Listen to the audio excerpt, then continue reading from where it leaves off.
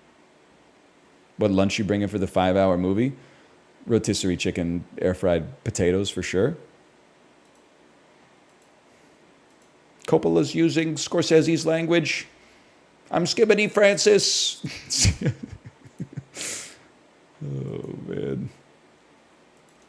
Hang on, I'm zooming in again.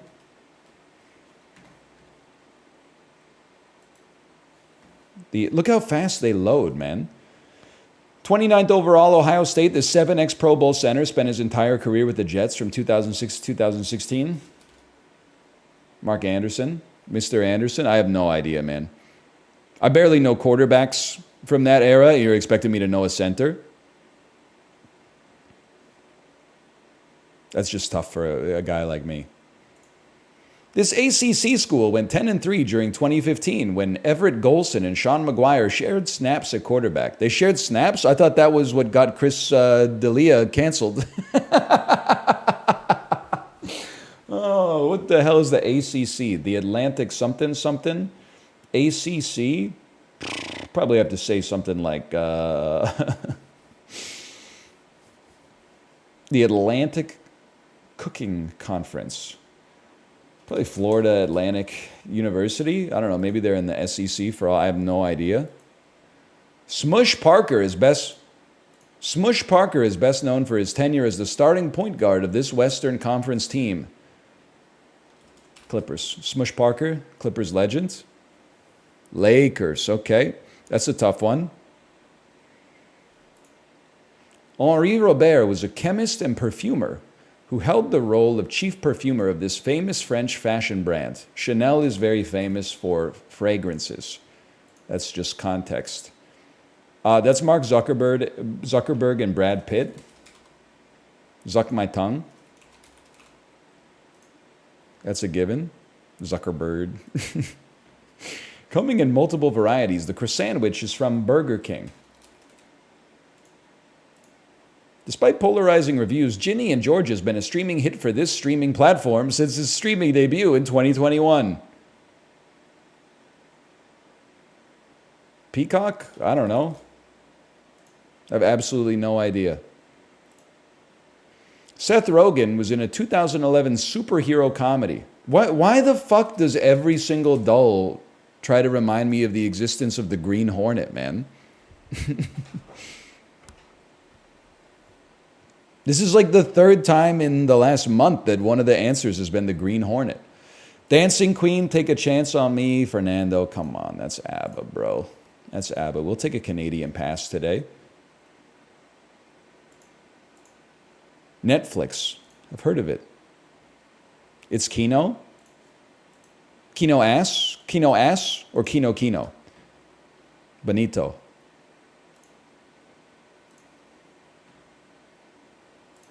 Kino Ass? That's the best kind of Kino sometimes. Favorite Much Music VJ? I mean, it's pretty like basic bitch of me, but I was always, as a kid, I was a Rick Campanelli sort of guy. And George Stroumboulopoulos, I still don't really understand why George Stroumboulopoulos failed on Hockey Night in Canada. I guess like the average Canadian wasn't ready for like a vegan sportscaster or something, but I always liked him. He's kind of like Canada's Jon Stewart, man. He didn't know anything about hockey. Yeah, neither do most of the people who watch it. They're always telling like fucking Luke Shen to shoot. He doesn't shoot, he fights. Can you at least like pass? At least Quinn can like snap it or something. He scored like 12 or 15 last year.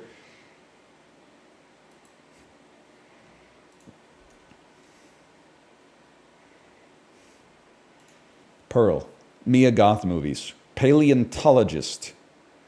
Things in Spelunky. Eggplant. Wait, whoa. No. Hang on. I know I keep going through it. Lavender, amethyst, eggplant, grimace. These are things that are fucking purple, dude. And it's purple. It's so meta, even this acronym. A nugget, a kernel, a tidbit, and a pearl. Things of wisdom. A small piece of wisdom.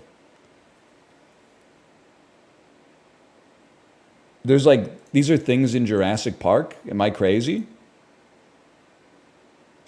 Oh, man. bundle of fortune, a mint, what is a modicum of money. It's the easiest connections I've ever seen in my life.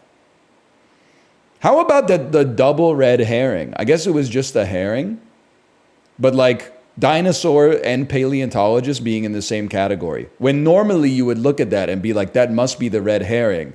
Because even though they're related, it's hard to like draw a box around them. The box you draw around them is Jurassic Park. Interesting. I thought that was mentatable. I just think I was on a different level of mentat today. I out-mentatted the mentat. They were like, Lizan Al-Gaib, what's her favorite food? I say, who? Whose favorite food? Chani or Lady Jessica? They say Chani. I say, it doesn't matter. Sushi. Works every time, man. Works every time. Duncan, Idaho? I don't know. I'm going to guess steak. Steak or pizza? Space pizza, maybe? But if we're talking Chani or we're talking Lady Jessica, when they're picking the restaurant, I know where we're going, okay? Fish Planet. Baron Harkonnen? Goo? Shisha? What's he smoking in that shit?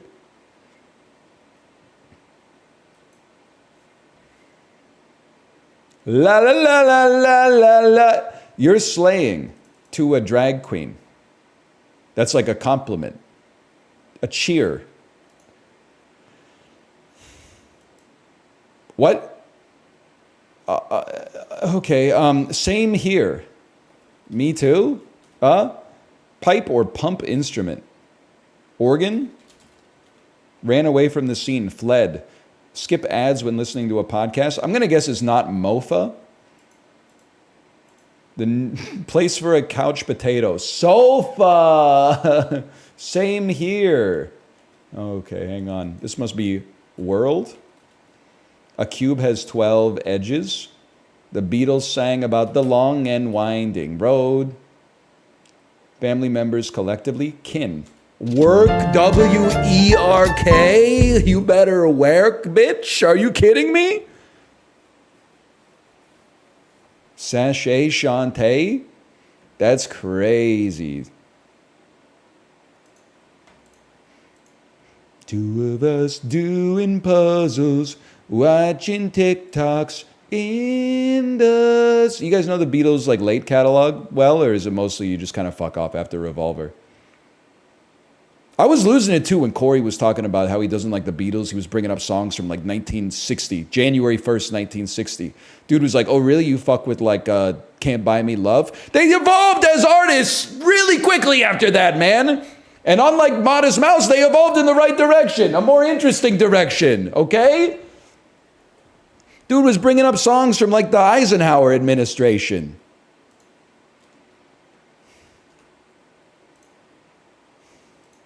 I got a bone to pick with Corey, man. Then he called it the fucking moon over Antarctica. I can't with this guy. Country potato bread. 2 32-ounce. This is like going to be insanely cheap. This might be like $2.99. I am stunned. Is this like a gluten-free Andrew or something? I'm stunned. I'm losing my mind.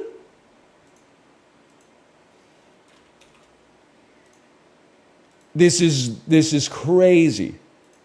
Dude, Costco is not a place you go, especially in the US. Costco is not a place you go to spend $4 per loaf for some like pre-frozen sliced fucking bread.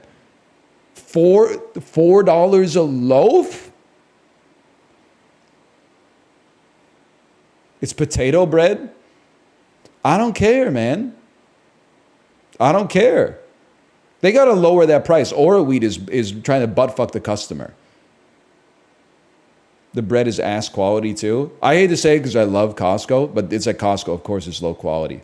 A lot of the stuff at Costco is high quality. The bread section, if you're looking for good bread, you don't go there. If you got 2 kids, you're making 14 sandwiches a week, that's where you buy your bread. Because they're 5. They don't care. It's peanut butter and jelly sandwiches. But like if you're childless adults, you should not be buying your bread at Costco unless it's under duress. And I understand, like, you're already at the store, you might as well to begin with, but it depends how much you appreciate bread. If you're a bread appreciator, then you should, like, maybe swing by a bakery or something like that. If you're just like, it's just matter, then sure. Costco bakery's good. The stuff they bake themselves, I don't know if I'd say it's good, but it serves a purpose. But the pre-made stuff in the factory in Idaho that is then shipped across the entire continent it's just a sponge. Anyway. Sorry, I'm over it. Weren't you praising the croissants? Yeah, but the croissants aren't shipped in. They bake that shit in a fucking industrial oven in the back of the store, or like a robot does it or something. Scientists haven't figured out what the nutrients are yet. Anything if Costco did not make it in the store and you want good bread, don't buy it. What about their bagels? It's kind of a sick way to get like 340 calories pretty easily in the morning, if that's in your purview. I wouldn't necessarily say they're good bagels, but I will say something. I was alternating between like Dempster's bagels and Costco bagels because it's annoying as fuck to go to the Costco that's closest to me. The Dempster's bagels, you could leave them on the counter for 6 months and there would be no visible mold. The Costco bagels, if you didn't put that shit in the fridge after like 3 or 4 days, they were sprouting. You might say that that's a bad thing. I look at it the other way. I'm like, that shit is real. There's real ingredients in that. And I don't know, like at Dempster's, they're like laminating it before they ship it out.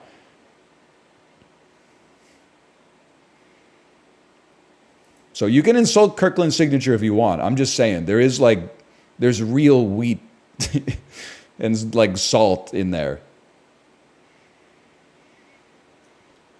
Now, part of the reason they mold so fast is probably because they're 400 calories each almost. But like that's why I want to eat them too. So who am I to insult the mold? That would make me a hypocrite.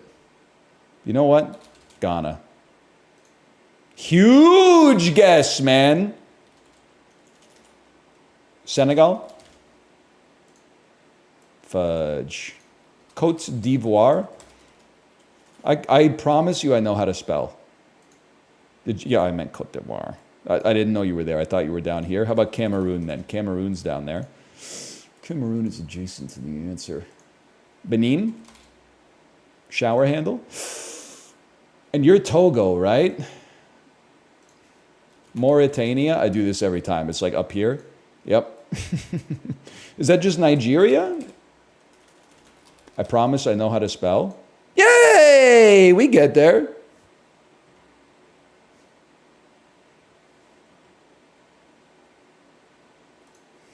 Danny DeVito is Togo. Yes, man. Common is Stonekeeper. And Zendaya is Michi. Gina Rodriguez is Kolka. I'm sorry to report, though, that my child is now no longer Smallfoot pilled. She's now moved on to Trolls, the movie Trolls. Now, she watched Trolls with her mom on Friday. She didn't like the movie that much because it was a little too scary for her, but she loved the soundtrack. So what are we bumping in the car? Trolls Just Want to Have Fun. That's a big one. The Justin Timberlake song from the first one. Nothing else that we can do when we're dance, dance, dance. September? Yeah, but she doesn't like the Earth, Wind, and Fire version. She only likes the Trolls version, which is a little annoying, but it's still a good song. Can't Stop the Feeling. Yeah.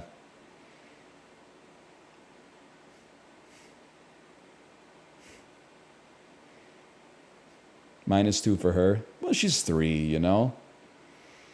But then she likes some of the Sing soundtrack too, but she doesn't like the Sing version of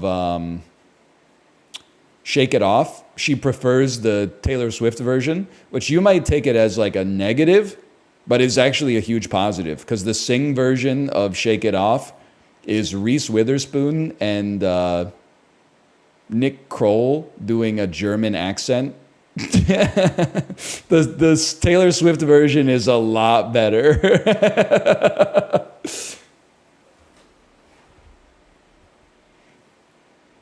except the part where she raps, but I'm not trying to get into that. Like, it was a different time, okay?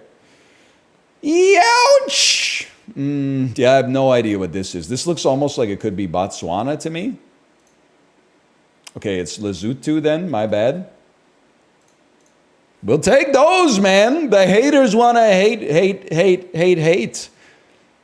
I just want to shake it off. Shake it off.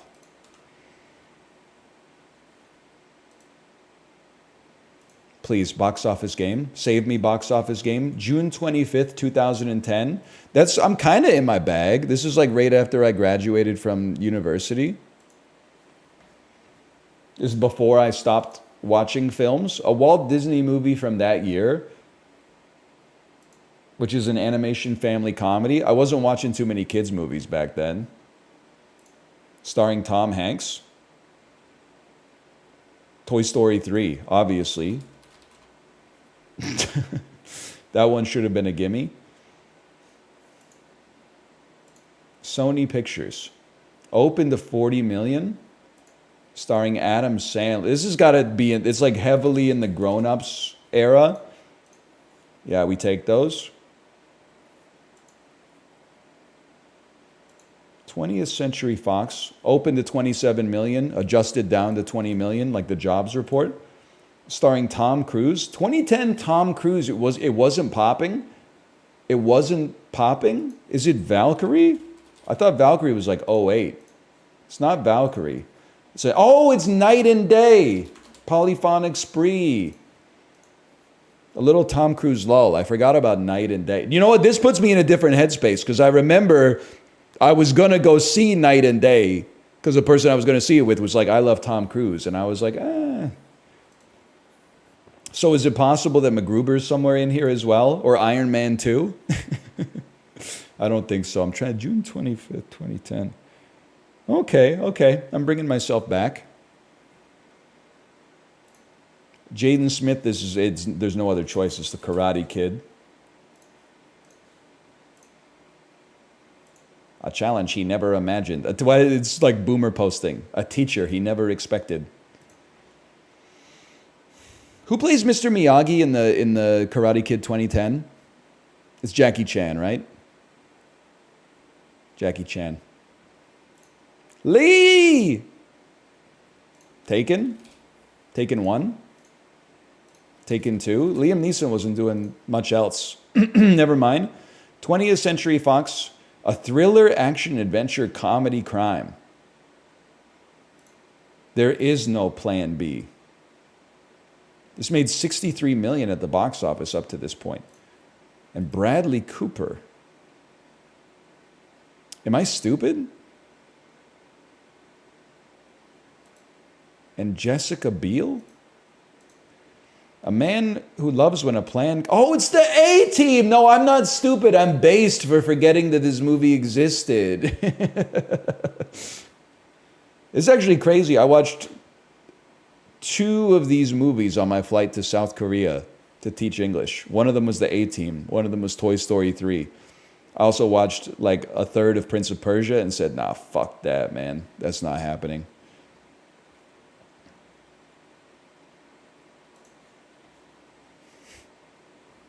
Based. Also remember, my first flight was Toronto to Chicago. Lady started like hyperventilating as soon as we taxied away from the gate, and she was like, I can't do it. And then the flight attendant came and like sat down next to her and tried to calm her down, and we were like stalled for a little bit, and then she was like, I think I'm good. And then they started taxiing again, and she was like, I can't do it, take me back, I want to get off. And then we'd spend like 20 minutes taxiing out to like the departing runway, and then we had to taxi back 20 minutes to drop her off at the gate.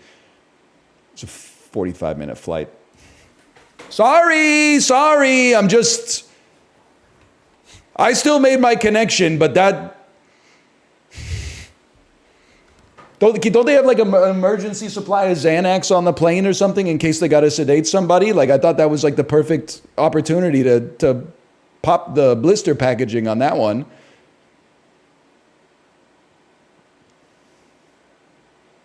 Anyway, I still made it. You know what's fucked up too? She's probably a nice lady, but in my head, I was like, this plane better not crash, because she's going to be like riding that high for the rest of her life. She's going to be like, remember that plane crash where all those people died? Yeah, I knew it was going to happen. I was like, but that shit's not happening on my watch. You pilots better lock the fuck in.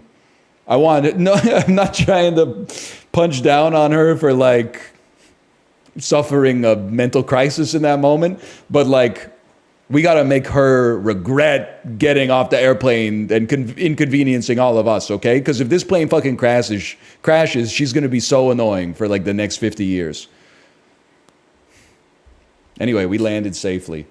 Yay! Unfortunately, it was at O'Hare. No! But it was okay, because I don't know, you just, you know, you land in Terminal A, your next flight's in like Terminal Zeta or whatever.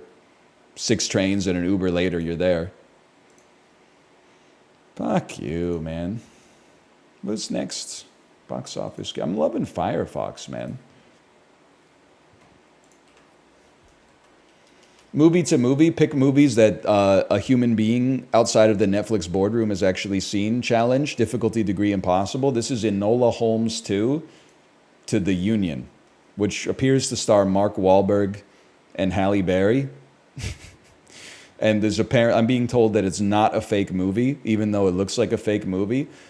I know this is a real movie. Really? I can't blame you for getting a payday, but really? What's this guy's name again? He does all the good movies that I don't like because they're boring. You know this guy. No, it's not Benedict Cumberbatch. His name is David something. David Thewlis. David Thewlis. David Thewlis. It's a star-studded cast, man. All right, well, Henry Cavill, Helena Bonham Carter are easy connections. Probably. Let's do it. Mark Wahlberg and Halle Berry are also easy connections. Even the Susan went woke.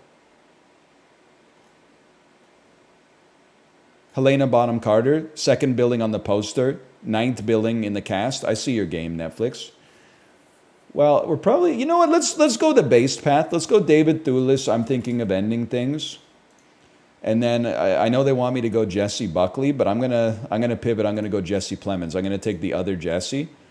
And then now we can start to play the game. Well, I think Halle Berry, obviously I think of Swordfish. Swordfish stars Hugh Jackman and John Travolta. And when I think John Travolta, I think The Poison Rose. Jungle Cruise, El Camino, Game Night, Jason Bateman, Billy Magnuson.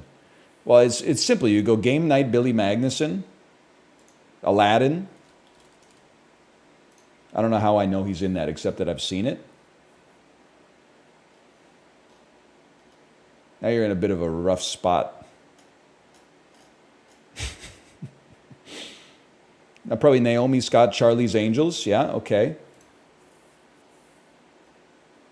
Now we're cooking, man. We got Nat Faxon, which always takes me back to Beer Fest, of course. And then from Beer Fest, it's just a hop, skip, and a jump.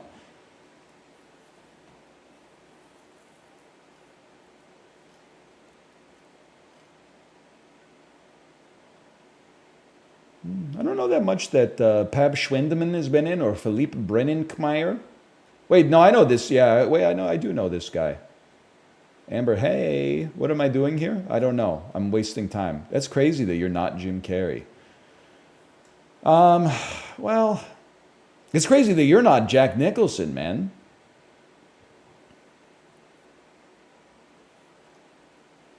So let's go Will Forte, MacGruber.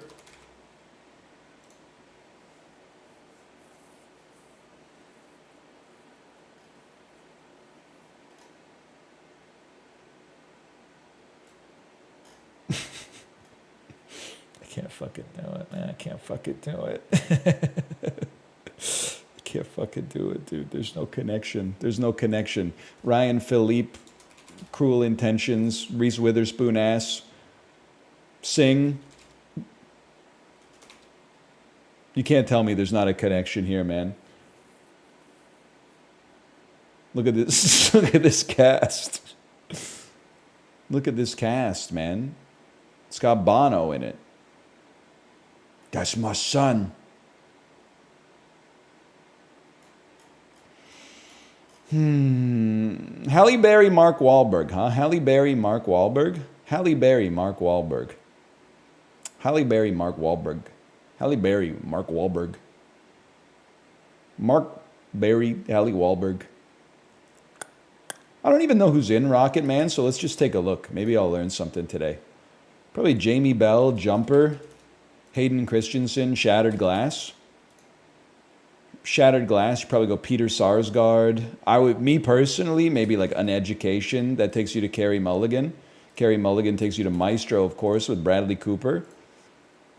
Now, Bradley Cooper's been in a lot of stuff, man. Bradley Cooper, he's a working actor. There's no doubt about that. Bradley Cooper, you probably go Aloha.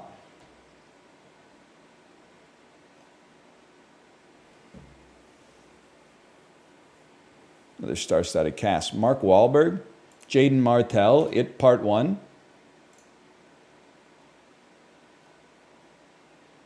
I made a big mistake here.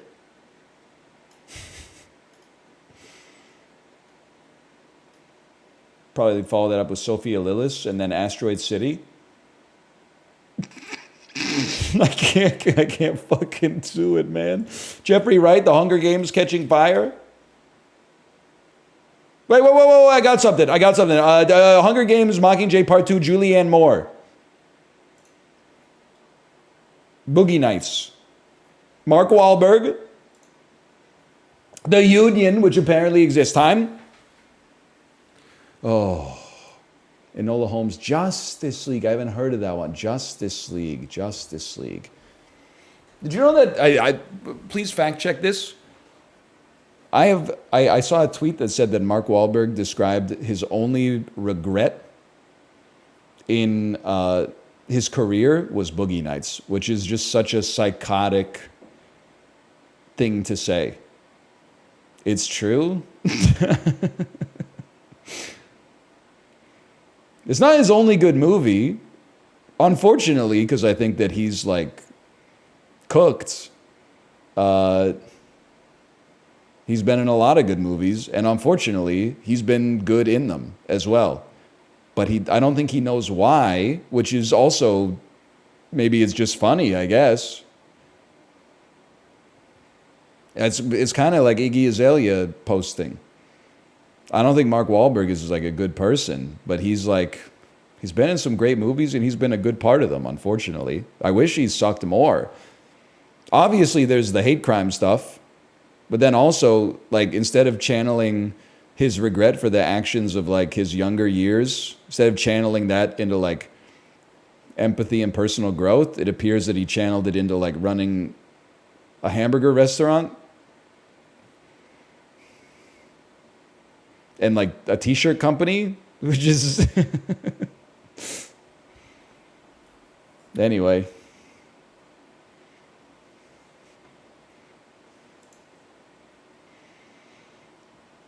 Hey, NL, your wife is losing it on Dan because he has no clue how to fix his PC. That doesn't surprise me. She's had the same sentiment towards me on many occasions. He also had a prayer app. I love that for him, assuming it failed. Okay, we're guessing games, people. We're guessing games.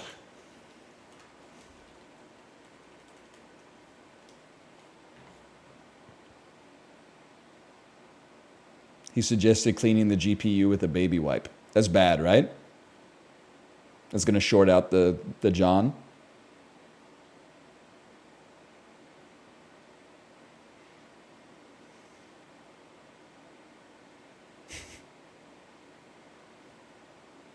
Yes, okay. Not good for the John, confirmed. Boats. Assassin's Creed. Black Flag. Oh, I thought I saw, maybe this is Assassin's Creed Revelations. Yes. You know how, can I tell you how I got that? Obviously, this architecture does not look like it's from the Caribbean, but there was a boat, so I thought maybe Assassin's Creed. The meta score of 80 is a giveaway because Assassin's Creed 2 and Assassin's Creed 2 Brotherhood were gassed up to the gills, but Assassin's Creed Revelations was considered a critical letdown at the time. There was like no other option. It's that simple.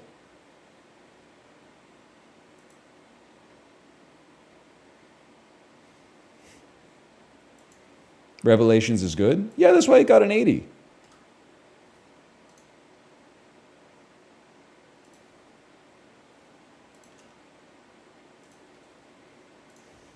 If it was bad, it would have gotten a 73.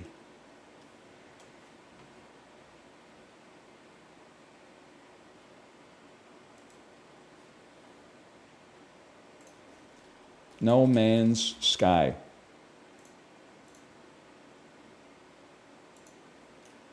The Surge 2. Power Wash Simulator? Am I insane? You gotta admit, it kind of looks like the Power Wash Simulator. And they've been doing some crazy DLC, man. Isn't this like 7 Days to Die or like the First Remnant or something like that? The First Remnant. That's not even a game, apparently. Remnant. No, not that. The last Revenant. Revenant.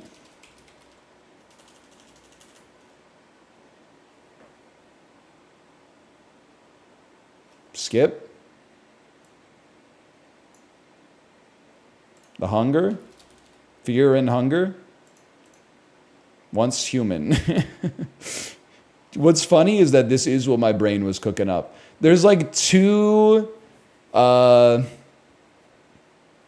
games that got glazed by streamers for 1 week. They came out around the same time and then like have not been played since because all the streamers are just playing Tarkov now and Warhammer 40k Space Marine 2. Once Human is one of them. The First Descendant! The First Descendant is the other one. Everybody should play The First Descendant. I really think they did a great job getting into a genre that's really crowded. Are you going to play it again? Nah, Path of Exile season starts soon. You're never going to remember that shit. No disrespect. I'm sure it's a great game. There's lots of them these days. It's The Legend of Zelda Ocarina of Time, man.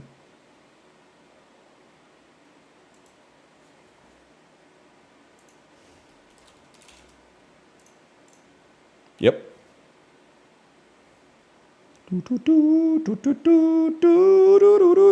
It's crazy that this is what Princess Zelda looks like with no makeup on. I'm loving the natural look. Ladies, take a hint from Princess Zelda. Just very restrained makeup job. Oh, man. It does look like Link is riding himself. I guess he is, man.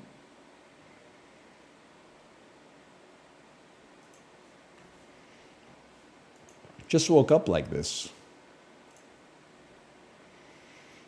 It also looks like he's drinking a Fanta. Bro, he's playing the Ocarina.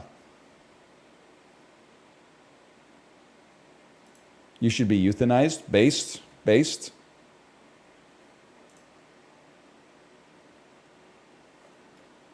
Once Human. I'm adding that to the hopper. Look at how fast it loads, man.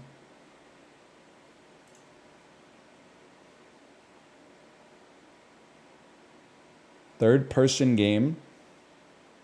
Let's take something from 2010. 2000. What was popping off in 2010?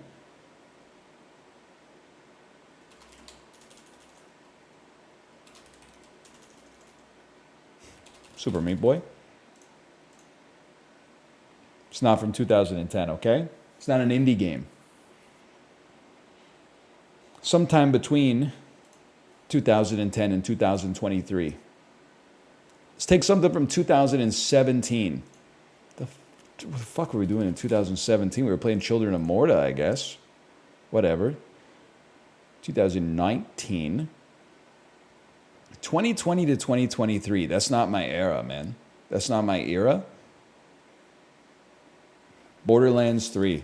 That is not a third-person game. That's also from 2009. That makes sense now that I think about it.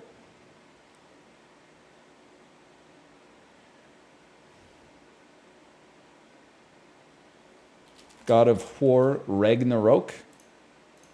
It's a third-person game in that period. So it's a 2023. It's from last year.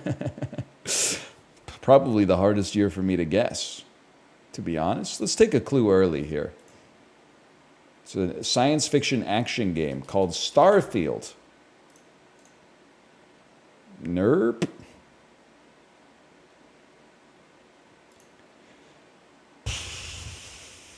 It was on every console, it looks like, because it's on one of the PC, one or both of the Xbox and the PC, and it's on one or both of the PlayStations. Brother, I want to search too. Come on. 2019? Really? Really? And it's on another console too? Are you shitting me, man? I don't know what this is. This is Mario and Luigi Partners in Crime or whatever. This is fucking Dragon Quest VIII, Journey of the Cursed King. Exoprimal?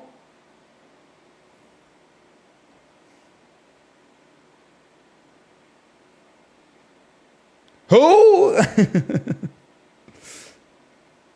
This is not just a real game. It's a real game that came out last year. Last year?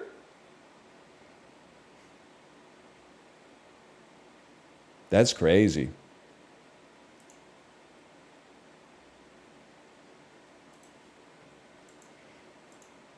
That looks pretty good, though. It was so cool. On the advice of my attorney, I invoked my Fifth Amendment right. You know what? Just for Exoprimal, you're getting Pugdoku, okay?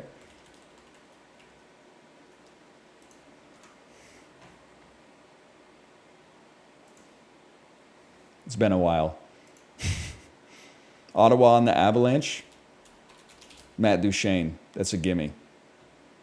Matt Duchene.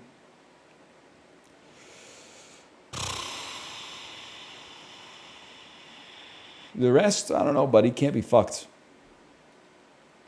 Senators, Red Wings. I don't know. Give me a second here. Give me a motherfucking second, okay? Red Wings, Sabres. That's got to be Dominic Hasek. Blackhawks, 20-plus playoff points.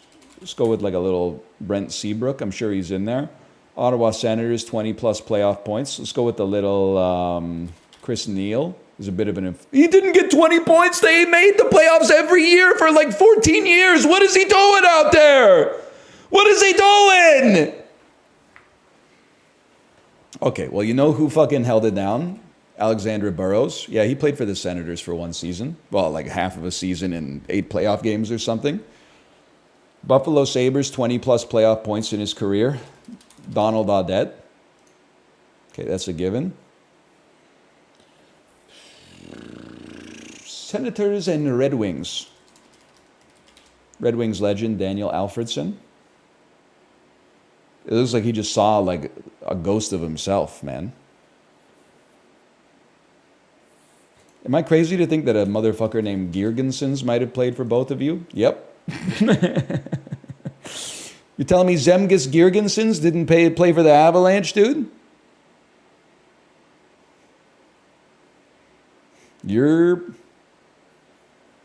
I mean, this has got to be a gimme. This has got to be like a fucking... it's going to be like a fucking... Like a Brett Hull or something, right? Or Bobby Hull, or a fucking Ted Lindsay, or a fucking Sid Abel or something like that, or a fucking Stan Mikita, or a fucking Tony Esposito or something along these lines. I'm trying to think of the fucking Eric Daze, Tony Amante, Adrian Acoin, Sandis Ozelinch, Milan Hajduk, Martin Havlat, Timu Solani, Paul Correa, Jeremy Roenick, fucking Eric Daze. Did I say that? Cristobal Huey. No! Jocelyn Tebow? Jocelyn Tebow? Fuck! Wrong mid-tier Montreal Canadiens ex-goalie, man. Fuck. All right. Show me the stats. Brendan Saad, Ryan O'Reilly. Oh, yeah, Patrick Kane. It's just not that rare, man. They all got pictures, at least.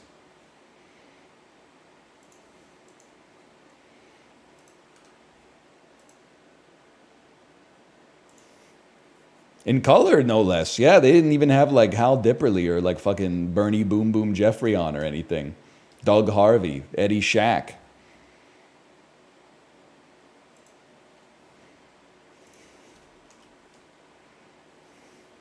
Scarlett Johansson starts with IP, starts with QZ, released from 05 to 2015. Okay, Dwayne Johnson, James McAvoy. Sick. IJK LMNOP, Lucy. Clears the shit out of Lost in Translation for sure. It loads so fast, man. Q to Z, QRSTUV, WX, Y, and Z. 05 to 2015.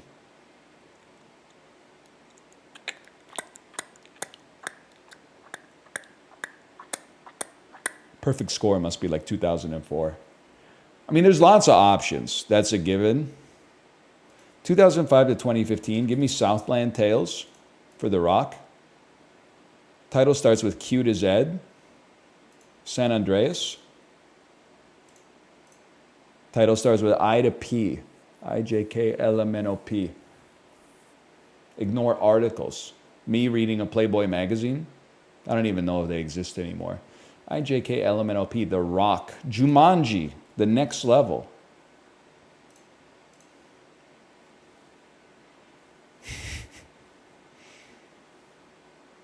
James McAvoy. So you got Split. 05 to 2015. You got Wanted. By the way, there's been a huge like misinformation campaign on Wanted. People are trying to tell you Wanted is not cool. Wanted is cool. They curved the bullet. I don't know what you want me to say. You couldn't do that in real life. I couldn't do any of this shit in real life, man. That's why they put it on the big screen, is because it's remarkable. It's not great. Yeah, it's not great, but like it's fucking cool. It's bad Kino. They're not gonna make a movie about my ass, you know? I'm just waking up, riding the bike, drinking 3 pints of protein sludge, eating rotisserie chicken and potatoes, and then, you know, pretending to be Branch from the Trolls movie when I haven't even seen the movie, so I don't know what I'm supposed to do. Mostly it's just like being a dad, and then every once in a while she just says, "Good job, Branch." And I say, "Thank you, Poppy," who is apparently the other main character.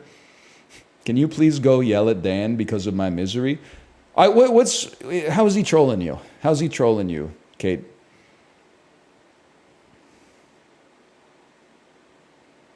I was told people were saying that he was trying to clean his GPU with a baby wipe. Dan said he has a critical issue in his PC. I'm not even going to insult his PC because I get so tilted when people insult my PC. So I'm just listening intently and holding in my BM. He thinks it's the power supply. Okay.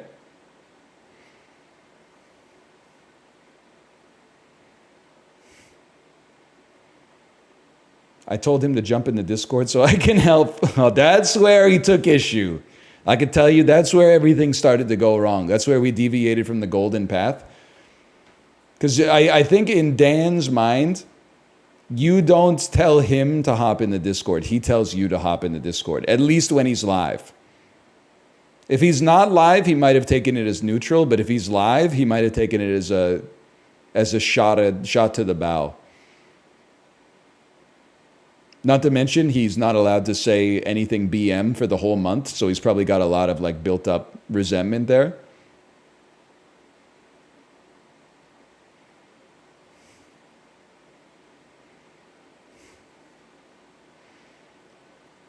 I'm not taking his side. You know, it would be good to fix your tech issues. But I would also say I can understand why he doesn't want to fix it on stream.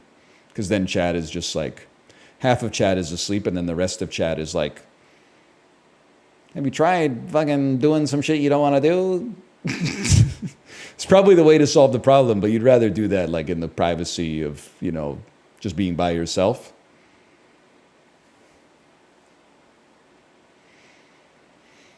Anyway, but he is fixing it on stream? All right. His CPU is overheating. Now we're doing tech support for Dan's stream on my stream. Like, it's just... This is why I resist the tech support Andys who are like, you have to fix this issue right now. There's some things you got to fix right now, but it's like, you know, you're trying to troubleshoot like Good Morning America by telling them like the focal length of the lens is wrong. And you're like, buddy, we're rolling live right now, okay? Like, we can solve that stuff like later. Right now, Michael Strahan's going to tell us the weather, okay?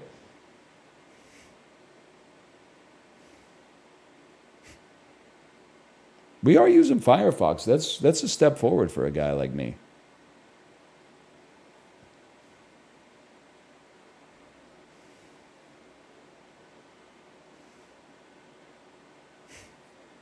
Anyway, he's using an AMD CPU. I'm getting on with my stream. I hope that he works it out. I got my own stuff to do. I hope that he comes to a collaborative solution to fix it, because tech support issues are very frustrating. It's frustrating for the viewer, it's frustrating for the user as well. But I have a very limited amount of stream time every week. I'm certainly not going to dedicate it to crowdsourcing a fix for Dan's issue. He's a grown man, he can do it himself. I think he would be insulted that I'm taking some of my time out of my stream to talk about the issue with his PC. Like, if I was watching other streams and then I saw someone type in chat like, hey, did you know NL's been on mono for like 3 years? I would be like, you need to go outside, man. You really, are you okay, honey? You're talking about another streamer in another streamer's chat? Are you okay, sweetie? You brought up YouTube drama in the workplace again.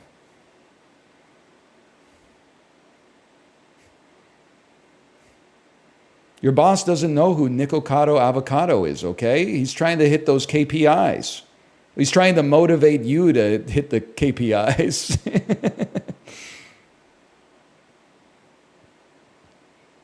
NL Mono discourse was huge in Chibley's chat. That's so annoying for Chibley. I'm sure Chibley had to be like, I know, it's crazy. And then like every 15 minutes, another person would type, hey, can you believe NL was in mono? And he'd have to be like... just fill in the chat with stuff that he can't respond to again. I don't belong anywhere. You belong, Kate. You belong here. Why were you watching Dan's stream when I was live anyway? That's like, it's Twitch cheating. I'm not always in your stream after 2 p.m. I'm usually recording Slay the Spire, but you won't catch me in... Well, occasionally you catch me like in Justin's stream or something like that, but all right, maybe it's actually okay. You can vote with your eyeballs, that's okay. It's a double standard? Yeah. You mean that in like a double standard not based, right? COD? You watch Chibley all the time? No, I don't. I watch Chibley for like 4 minutes whenever he's live and I have a break in between recording videos. And the reason you'll know that I don't watch all the time is because people will be like, what did you think of Chibley's stream yesterday? And I'm like, oh, you mean like 4 minutes of just chatting where he played like a Magdalena Bay song? And then they're like, no, the one where he played Bus Simulator and accidentally crashed into like the German Parliament building. And I'm like, I didn't see that. Anyway, sorry, I'm off the chain here. Let me see here. James McAvoy starts with I to P. He's in Atonement. Does that mean he's in Pride and Prejudice? He's in X-Men. He's in Split. He's in Glass.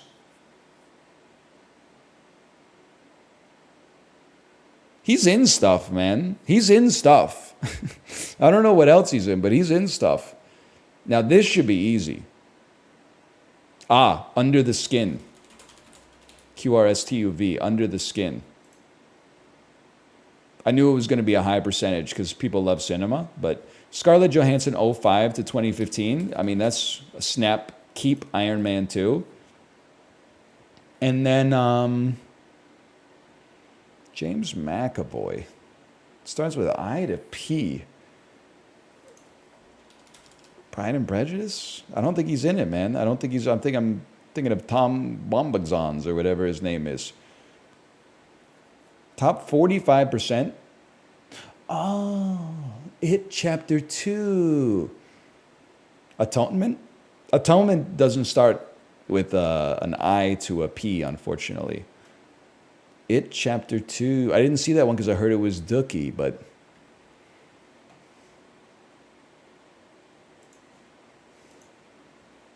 Who is he in It?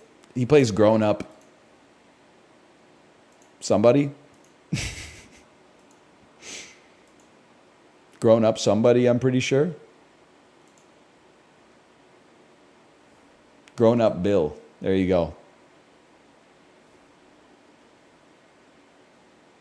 Grown-up Bill was the Bill on the top of the hill. La-da-da-da-da-da. The grown-up Bill is the Bill that wants to see Pennywise killed. Da-da-da-da-da-da. You think Firefox can fix spell check being broken all the time? I'm pessimistic, but let's see. Saga. A noun meaning The motherfucking saga continues. fortune. A noun meaning of silver. A noun You in somber resplendence. weather. A noun meaning the state of the atmosphere with Yep, okay. quart. A noun meaning a unit of capacity equal Yep, that's it. A unit of capacity right there. preamble. Yep. A noun meaning an A noun meaning the start of every streamer's, the first 3 hours of every streamer's 4-hour stream. parsimony. A noun meaning the quality of being careful with Yep, of course. dissolved. A verb meaning to cause masseuse. A noun meaning a person who practices massage. Why did you say it like that? Masseuse. Tinseltown. A noun meaning Hollywood. Whoa! A noun meaning the old name of a cursed mall in Vancouver where they recently ripped out all the chairs, according to my wife. See, I'm weaving wife references into the stream. Fun game.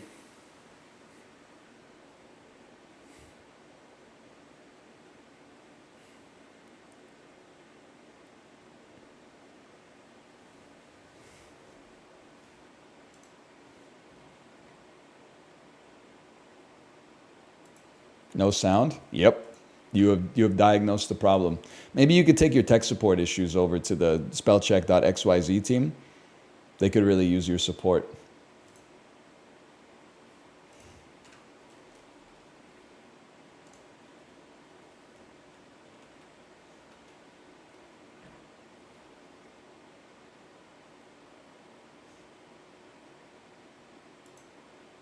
Pomegranate burger.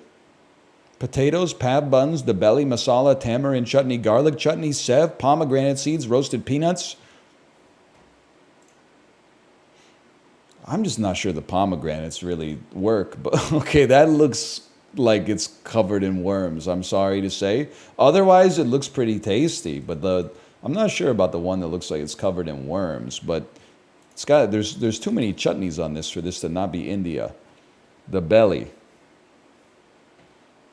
That's where it goes, too, the belly.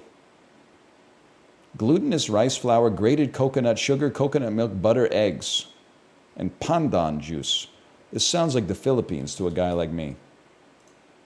Sounds like Indonesia to a guy like me. Food guesser, Andrew, are you here? How much is the Indonesian government paying you? Because Indonesia is in every food guesser.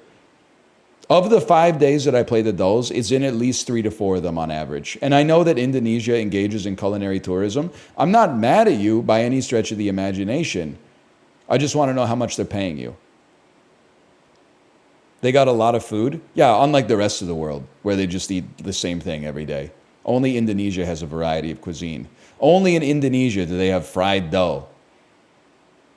I'm just asking. I'm just asking honest questions.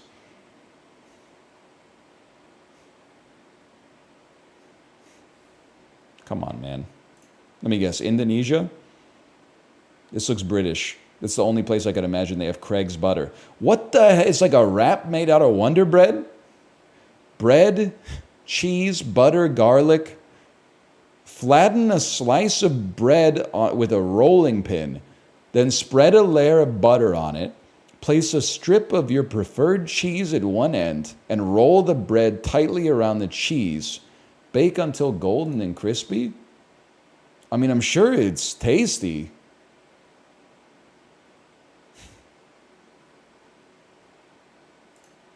Is this the United Kingdom?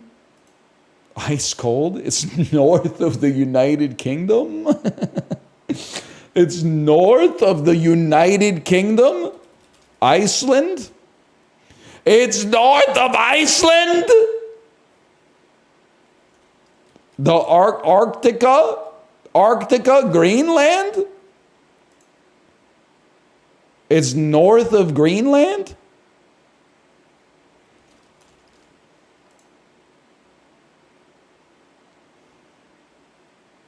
I have no idea. I have no idea. It's south of everything, man. Australia? I guess Australia is kind of New Zealand cheese roll. I mean, I guess it's, in a way, it's north of Iceland on a globe, which is what we live on.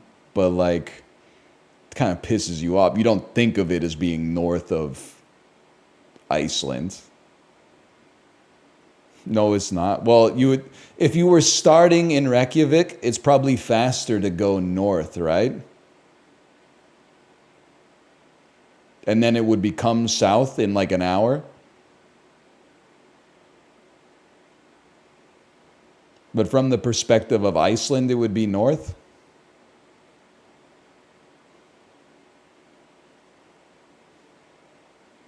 That's only for east and west. I think you'll find that it's not.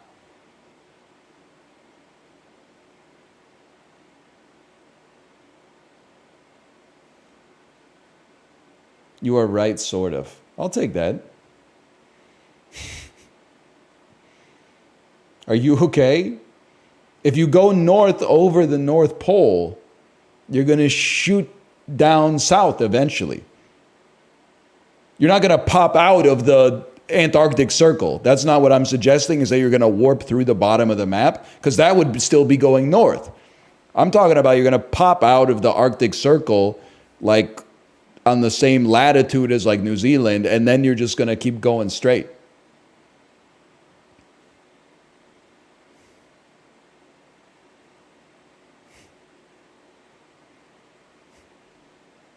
Let me look this up. Is there a direct flight from Reykjavik to Wellington?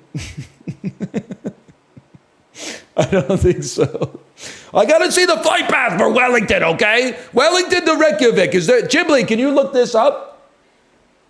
I bet it's got like 9 connections or something. Let me see this, okay? UK to New Zealand, shortest distance is over the Arctic. Fallen Flame tells no lies in chat. Whether it's rude to me or nice to me, they always tell the truth. As a result, I choose to believe them here. That's like Origin Angel telling me that I'm right. It only happens when I'm like indefensibly right.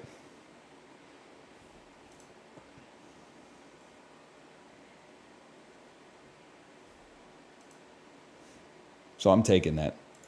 I don't care how I did today. Better than you. You clearly don't understand how a map even works.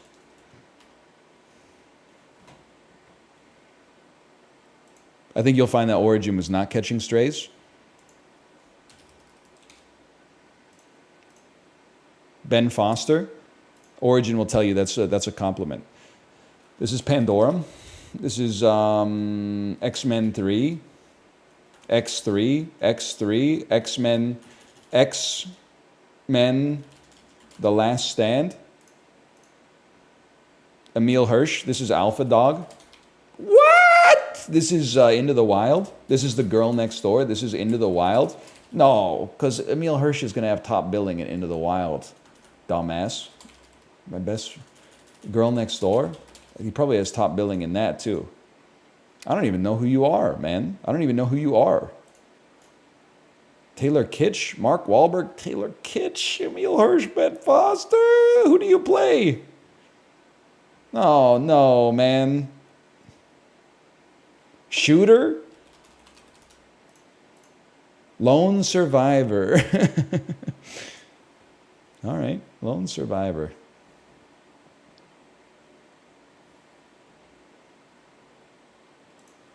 Never seen that one. Stank-ass movie. It's a Mark Wahlberg passion project, so you know you're in... It's a dire area of the cinematic political compass. Are we doing this today? Yeah, we're doing this today.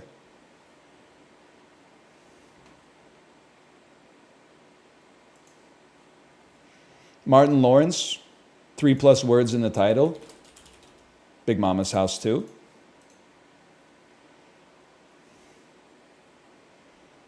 Martin Lawrence, $100 million plus at the worldwide box office. Big Mama's House. Martin Lawrence, 1995 to 2005. Black Knight. This poster lives rent-free in my head, man.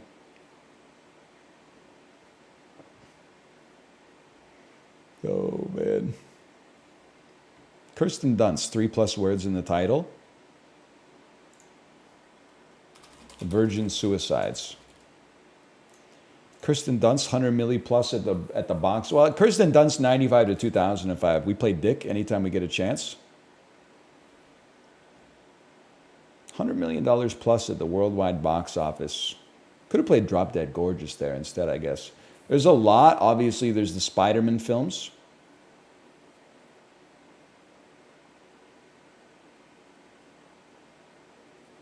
Maybe Civil War got there, but I don't know. All right, I'll play Spider-Man. I'll play Spider-Man 1. Maybe people thought there was no chance it made it. Bring It On. Jumanji. Jumanji would have been a great guess, for sure. Subway order post-gallbladder removal king. I'm not a doctor, but I think maybe it's possible your doctor would not recommend that you eat a foot of cold cuts after you get the organ removed from your body that aids you in digesting dietary fats. I'm not saying I don't, like, I'm not a doctor. So if you call your doctor up, they might be like, that's totally fine. That's a great idea. You need to recover. But my guess is that maybe that wouldn't be like the best call. Just eat a veggie delight. If you're going to eat a veggie delight, don't go to Subway, man. Just get a good salad or something instead of the foot of salad on baguette. Like the vegetables aren't even real, man.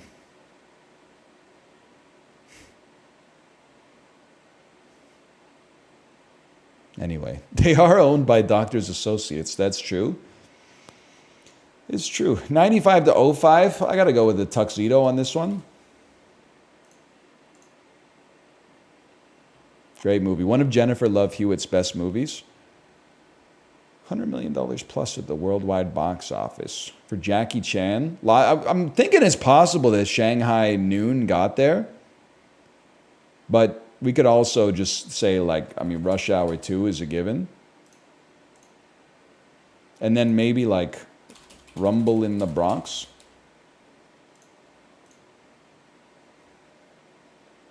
Top 14% of players today. We'll take that.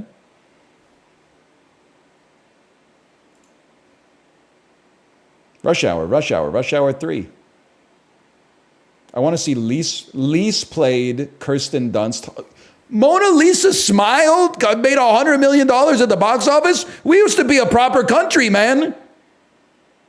Fucking R-rated, female-centered dramas used to clear $100 million at the box. That shit's got a 63 on Rotten Tomatoes. That's crazy. People used to go out to the theater, man. 100 million isn't that much worldwide. bro, nobody in fucking China in 2001 was like, let's go out and watch Mona Lisa smile, okay? X-Men, sure. Mona Lisa smile? I mean, like, that's a pretty big gross for a low-key drama like this back in 2000, 2001, bro. I'm gonna find out that fucking Mona Lisa smile is like the most popular movie in Laotian history or something like that. Here come the twit longers. Laos fucks with Mona Lisa smile, bro. We actually, I went to school in Laos. I went to school in Vientiane. We watched that every year in school.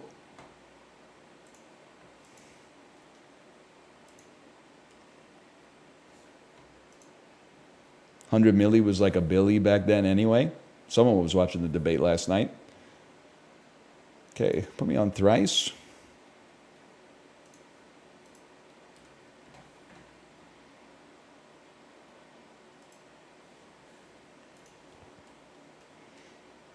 Roger Mooking hosted the cooking show Man Fire what? Man Fire Food? He's a genius. He's a genius, man.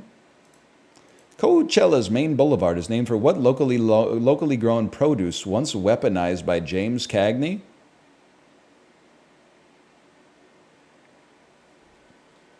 Grapes? After a pilot threw one from her plane, Florida's Spring Training League was nicknamed for what fruit?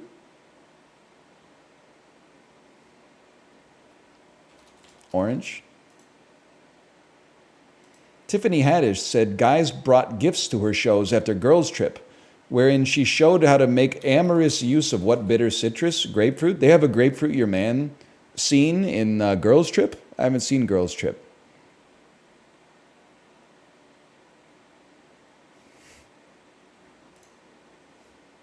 Ten legs, bioluminescent, 2 centimeters long. What's that bottom of the food chain crustacean? Crayfish.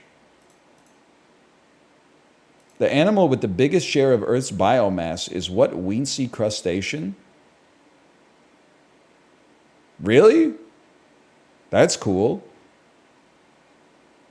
I have no idea though. Hermit crabs? Blue whales almost... Plankton is 2 centimeters long? I thought plankton was like a nanometer long. That's a krill! Krill is the biggest share of biomass on Earth?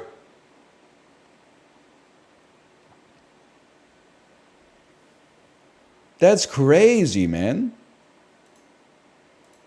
After a decades-long rivalry began when Jean-Jacques Rousseau wrote, "I do not like you, sir," to what philosopher? Milton. After he spent a year in the Bastille for accusing a duke of incest, what snarky writer adapted Oedipus for his first play? Voltaire. I knew, if we keep Voltaire posting, we're going to get it right one of these days. Theravada is one of the main branches of what religion? Hinduism. It's particular Buddhism. Buddhism. It's Buddhism. Thanks for playing. I did write Hindu-ish. Oh, that's okay.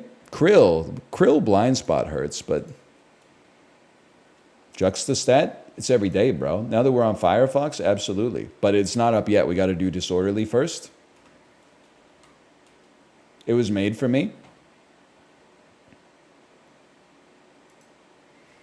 Sort these videos by the year they won the MTV VMA Award for Video of the Year, starting with the most recent winner. Okay, Real Slim Shady is like 99. Firework is like 08. Single Ladies might, that's going to be a close one. Boulevard of Broken Dreams has got to be like 06. Work It by Missy Elliott is in between them. And then here's where things get tricky. I think it's this. They're calling him the greatest musician of all time. The Music Understander has logged on 2000, 03, 05, 09, 11, 2014. He might be him.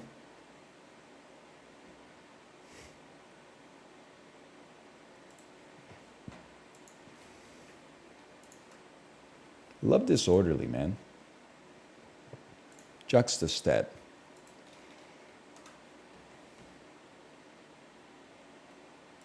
Higher percentage of new units. I'm going to say Chapel Hill, North Carolina. Higher percentage of adults with a vision disability. I don't know what corroborating data point I would be using to try to make a connection with this here. I guess I'm going to say Houston. Higher snowfall. I'm going to say Vermont. They do a lot of skiing there. Higher population, Sri Lanka. Higher percentage of people who are black, Nevada or Pennsylvania? Pennsylvania? He's 5 for 5, man. The man is, he can't be stopped. Are you seeing this? Those were free? Hang on. All right, they honestly were pretty free, to be honest. We know America.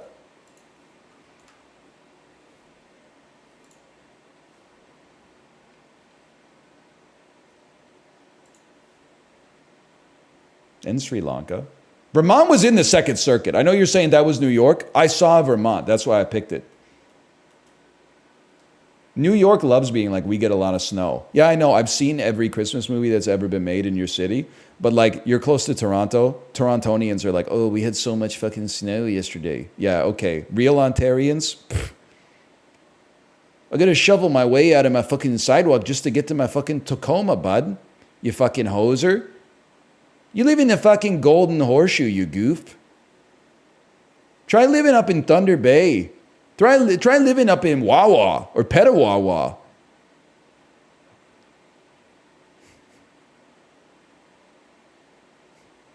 Upstate New York gets dumped on? Yeah, upstate, it's, yeah, if I want to go to the beach, I'll drive across the fucking Peace Bridge and go to Buffalo, bud. Load up the fucking caddy. It's a 14-hour drive south from Sudbury.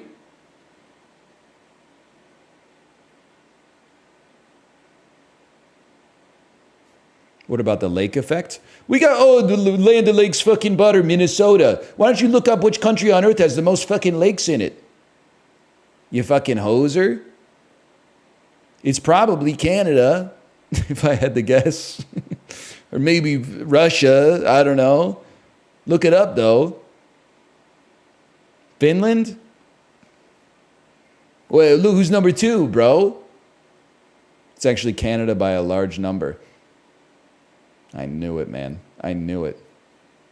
Are Canadians this annoying? Yeah, when Americans try to complain. Which they do all the time, which is crazy. Because like in their head, they're also like, we live in the best country on earth and it fucking sucks here. Like how can you hold these two countervailing beliefs simultaneously? Doesn't make any damn sense. Aluminum structures. I got to go with Germany right off the jump. They love metal over there. If not Germany, I would say maybe the United States of America. You fucking with aluminum? A little bit. Definitely, you always go China. They're an export-driven economy. Now, aluminum structures.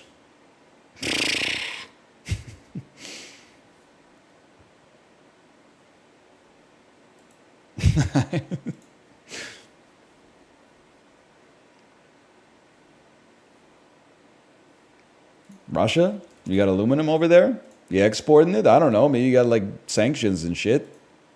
Not a good guess. Only 25 milli of aluminum straight. You know what? Toss me a Canada. I'm sure we mine a shitload of aluminum up here. Yeah, we're not doing too bad. We're number 4. China, Germany, Poland. I was almost going to guess Poland. My whole thinking was just for some reason, aluminum is like very European in my head. And apparently that shit, this is rare, but it fucking bore out. I don't know why. If you were to ask me to name a European metal, I would probably say aluminum, man. It would be like aluminum and tin, I think.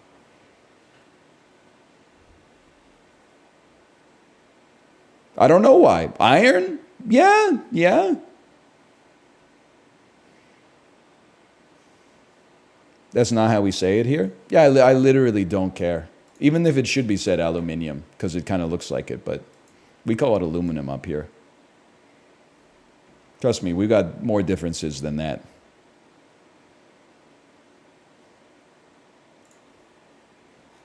It's not trout today.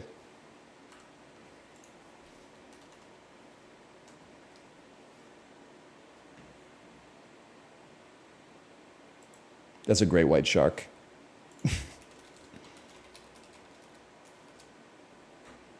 They got to work on their elements posting. What? The last text letterbox was individually modeled in the element list? Who designed this, man? Who wrote Pistol? That's crazy.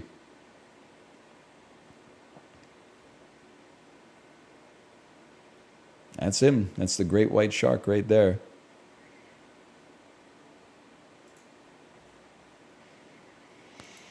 Oh, man. The late, great white shark. He wants to have you. Actually, they often don't want to have you for dinner. They don't want to have you for dinner. That's a misconception peddled by the auteur Steven Spielberg. They mostly just want to eat chum, I think, and tiny fish.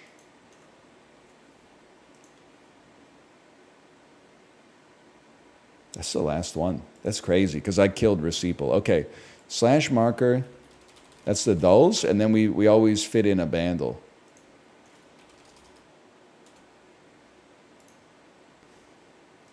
And we've been cracked in bandle lately. Excuse me, I need to go to dark mode on bandle. I forgot there was a light mode yet again. Bandle's tough today? Let's see. 1983, 183 million, very hard.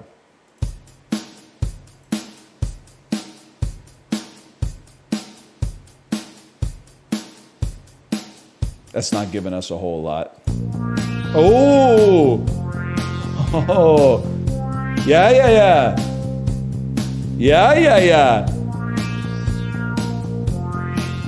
Wait, hang on. The dark, I try to read his mind, but I'm frightened of the things I might find. Oh, there must be something he's thinking of to tear him away.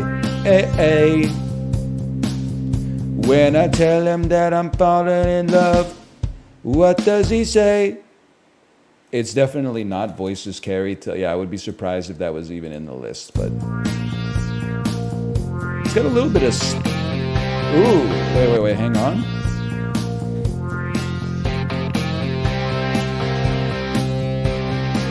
I know this. Yeah, I know this.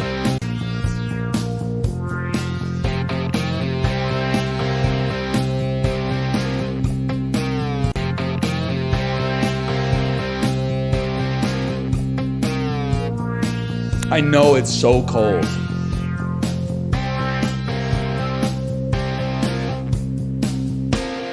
Yeah. Give me all your lovin'. ZZ Top. Ooh. I knew I just needed the... Yeah. That's not that hard if you grew up listening to rock radio for like 4 hours a day as a kid. Ooh. Every single one of your hugs and kisses too.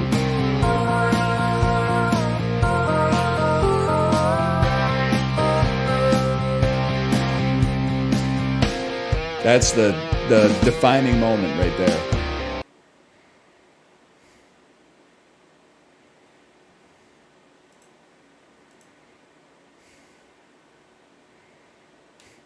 American rock really wasn't that great, huh? You disingenuous motherfuckers make me look like such an Americophile when you just tell lies. It's the greatest rock nation in the world. They probably lapped the second best country by like 4 fucking X. I'm not even American. I fucking hate ZZ Top, for the record.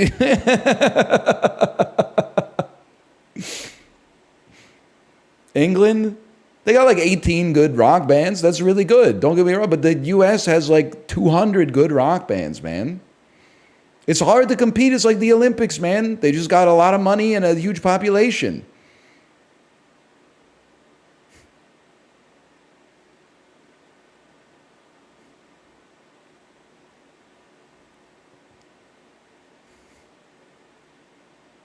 I'm sorry. It's the way of the world, man.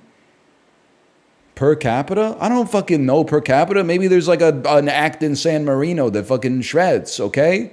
It's not really, per capita is like the last bastion of the disingenuous. We're talking about shit you can actually like measure. I don't give a shit if there's like one great guitarist in Liechtenstein. I'm talking about like shit that'll actually affect me in real life.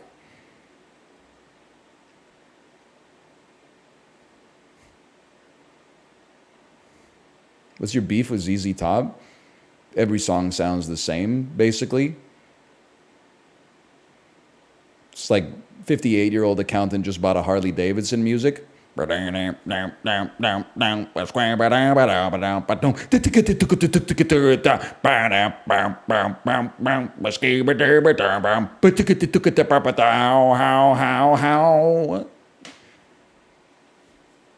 wrong with that?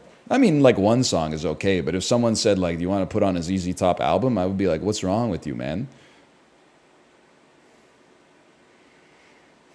That's literally all American rock. This motherfucker's never heard of Vampire Weekend. Anyway, I'm gonna go to the bathroom. I'll be back and play something else.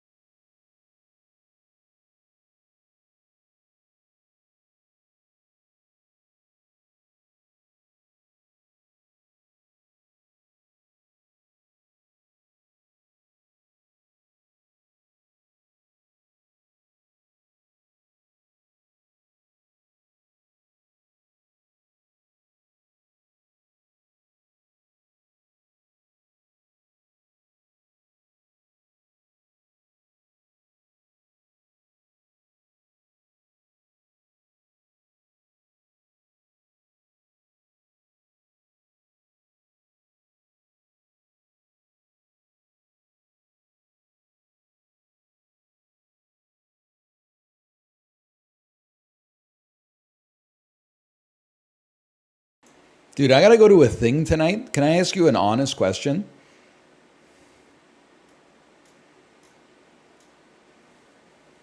What the hell is business casual?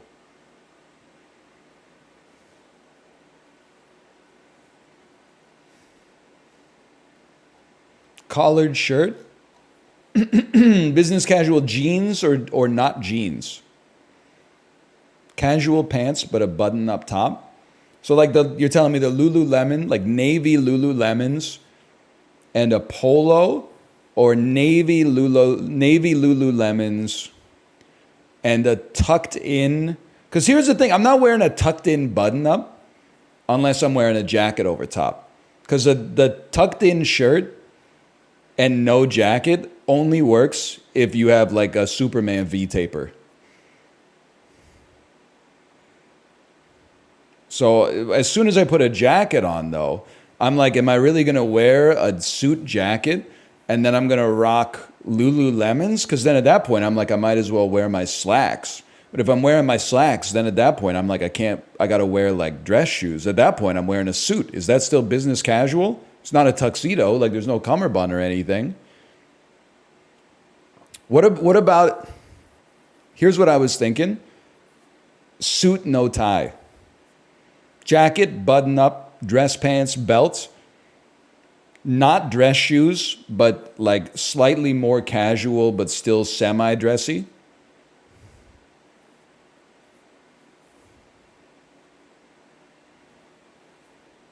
Too much? Too much? Polo, really? But that's not business casual. That's like what I wear. So that's an insult to me.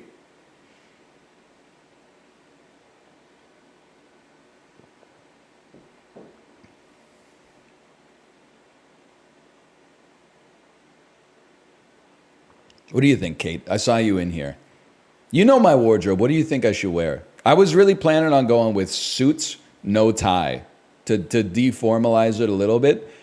And then maybe like brown lace-up dress shoes, not black.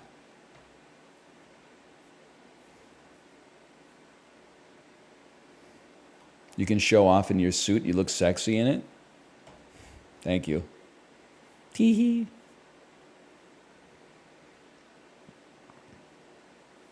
It's crazy. You might not realize this, but I think other parents will relate if their kids are like at the same age that my kid is at.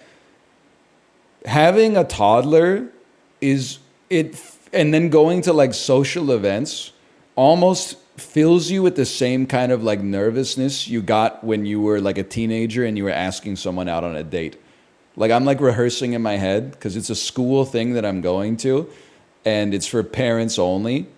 I'm like rehearsing asking my daughter's friends' parents if they want to have a play date. I'm like, hey, our daughter's been talking a lot about your daughter. You think it would be cool if like I got your guys' phone number or something and we could like organize a play date or something? No problem if not. I know people are like really busy these days, especially like, I don't know, your family situation if you got like help at home or whatever.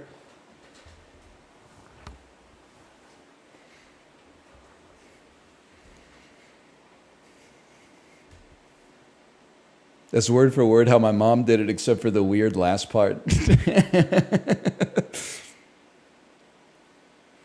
Hey, my daughter is like, she says your daughter is her best friend, but like, I don't know what the fuck goes on in kindergarten. I'm not there all day. So like, do you think it would be cool if they hang out? Or maybe your daughter like hates my daughter? I don't know. Maybe your daughter comes home and is like, get this weird girl away from me. I have no idea. What is it cool? What do you think? Should they be like best friends for like the next 15 years of their life or whatever? Sure, we love the streams.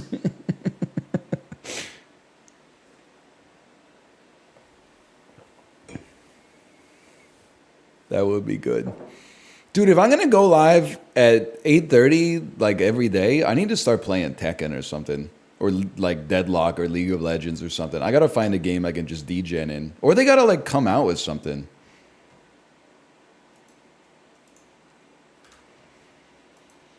That is not an invitation.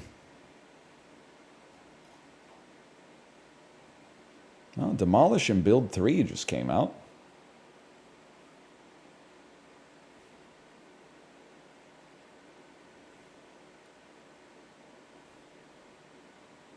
How many fucking Dragon Quest games are there? Dragon Quest Monsters, The Dark Prince?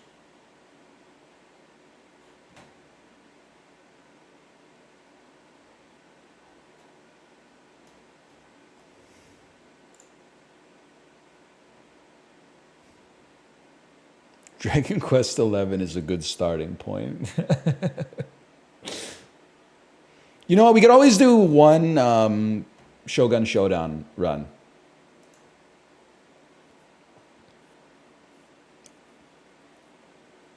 Just one. I wouldn't say I'm pissed off, by the way, but I dropped that essay about like we should play Dominion in the chat. It got memed. Chibli, are you here? It got memed on 3 times and then totally ignored, and then they just started talking about like some other shit that's like important to them, but not as important to me as when I recommended Dominion. Also, Corey's replying with like an essay to every message. Isn't he live right now? Like, what's he doing, man?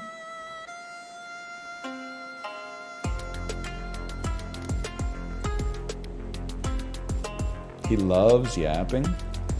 I gotta go easy on Corey. I've been going off on him a little bit. It is crazy. I don't know. Why you always pocket watching him? I don't know, man. You don't take it from me. I got 3 different browsers open right now. I had Chrome until Chrome pissed me off, and then I used Edge to download Firefox, and I still got Firefox open. Obviously, I'm not an authoritative source on like how to live your life, but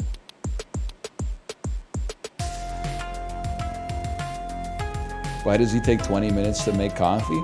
Dude, it got me laughing when he said that he's making a cup of coffee midstream, but he's like grinding the beans. I know that like the brewing takes a while and the grinding is relatively short, but it's just like it's the spirit of it, you know? The grind never stops. So true. She did me despicable, but my money still grew.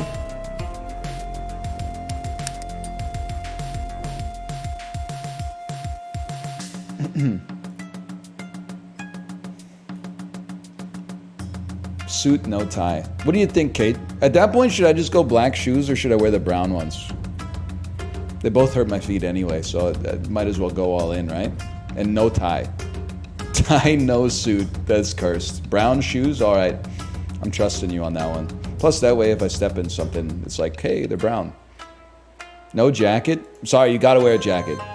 Unless you're a professional athlete, you have to wear a jacket with a tucked-in shirt. I'm not the menswear guy.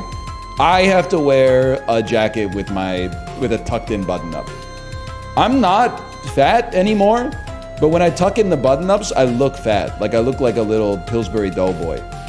I don't know if it's just like the kinematics of like the way like my waist tapers out and then tapers in or something. But that's where you got to get the jacket, man. Aren't you snatched? Yeah, but my clothes aren't. Daniel, thank you for the raid. Thank you. I got a text from Dan today at 6:40 a.m. And I'd been up for an hour and a half at that point, so I was happy to receive it. It said, some people in my chat are saying you aren't here for the pump-up speech. Just wanted to know. Now, I don't have push notifications on my phone, so I didn't see it until I got off the bike. But I think I said me and your stream is like Ubisoft single-player games. M-, always online.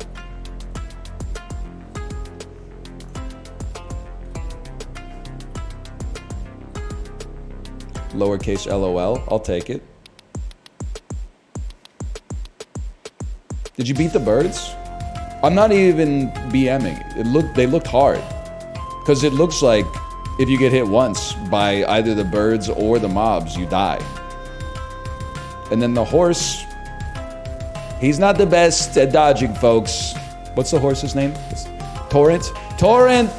We love Torrent, folks, we do. He's not the best at dodging. He's not the best at dodging. You'd think he'd be good at jumping because he's a horse, but if you get hit when you jump, it does a 200x damage penalty to you. He's not the best at dodging. Boo! We love him! We love him! When you're traversing the large world of Elden Ring, the lands betwixt.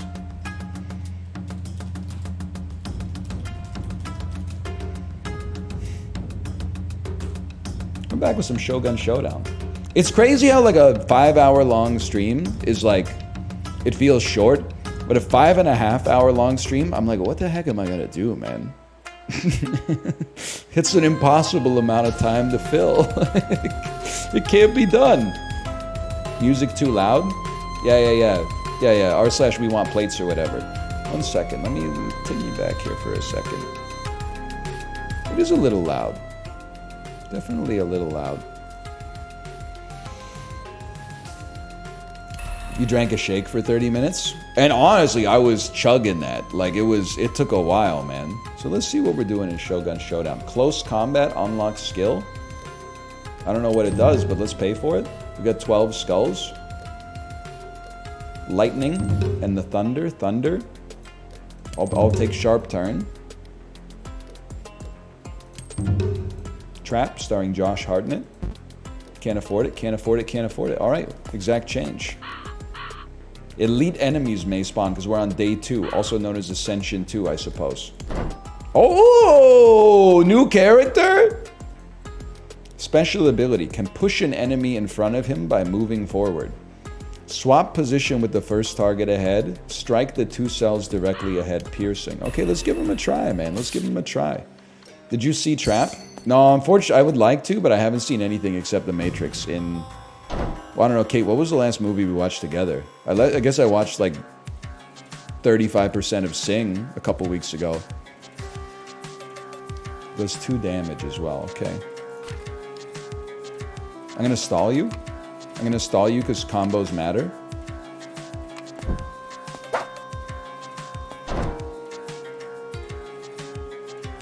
I guess I'll just kill you.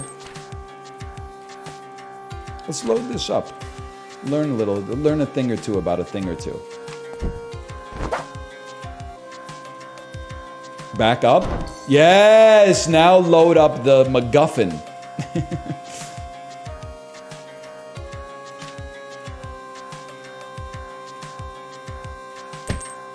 Oh, it did kill. Back it up. Please let the abstract embellish on the cut. Okay. What do the tick marks mean at the bottom of the abilities? Those are your cooldowns. Okay, this is it's a combo piece.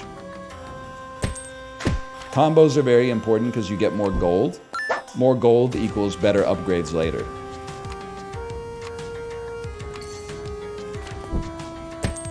Break yourself, fool. What does the second tile do? They might have been rearranged here. This, please do not call it the semen vial. If anything, it's a cum ampule. It swaps position with the first target ahead and does 1 damage to them. I'm not sure if it might be not in that order. It might do 1 damage and then swap, but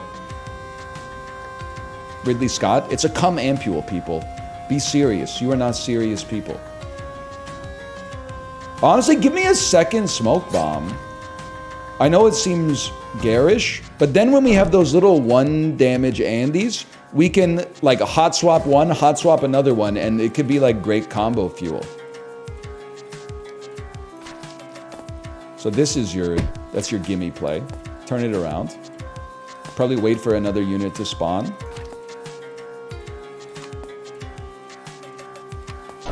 You've spawned there. This is exactly what the frick I was talking about, by the way. Back it up 1. Load it up like the Matthew Good Band. And I got a whole... There's a method to the motherfucking madness, dude. Stall. I did it backwards. That's okay, though. I should have done it in the opposite. This still sets up a combo. We just got to be very particular with our spacing. Still pretty good.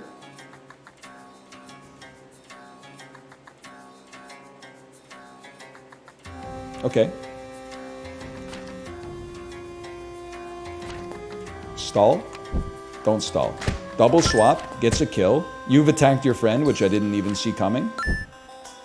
That's a combo. Dude, the Ronin is kind of popping, huh?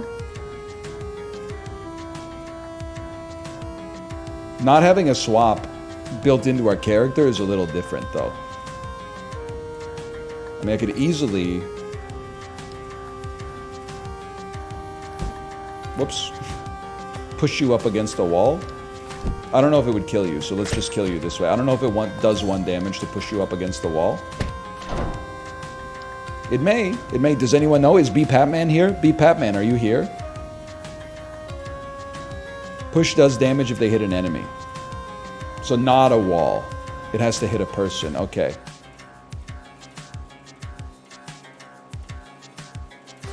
Swap. Stall. Swap. You're gonna live. Unleash. You're gonna close the gap. Doesn't really concern me. I'm telling you, I feel like this is gonna be the most underrated game of 2024. The most underrated indie game of 2024. I don't hear anybody else talking about Shogun Showdown. It's freaking... It's sick, dude. I'm not saying it's the best game ever made. I'm just saying it's really good. You played games... You've only played 4 new games this year? Yeah. So? I did do a sponsored segment for this, yeah. But like, I'm playing now of my own volition. Shockwave spreads through adjacent enemies, dealing +1 damage to each. That seems great if we can hit multiple enemies with the pike, but I think I'd rather just have more damage. +1 damage, +1 cooldown. Oh. What about Balatro? Balatro is glazed, which is a good thing because it's an amazing game. People know Balatro's gas. Ideal utility spell stays at 1. Be Patman, I'm happy you're back. You know what? Enjoy VIP. We don't give that out too often. I may remove it at the end of the segment. We'll see. Okay, one of these. You're gonna summon a minion, so I'm gonna back up.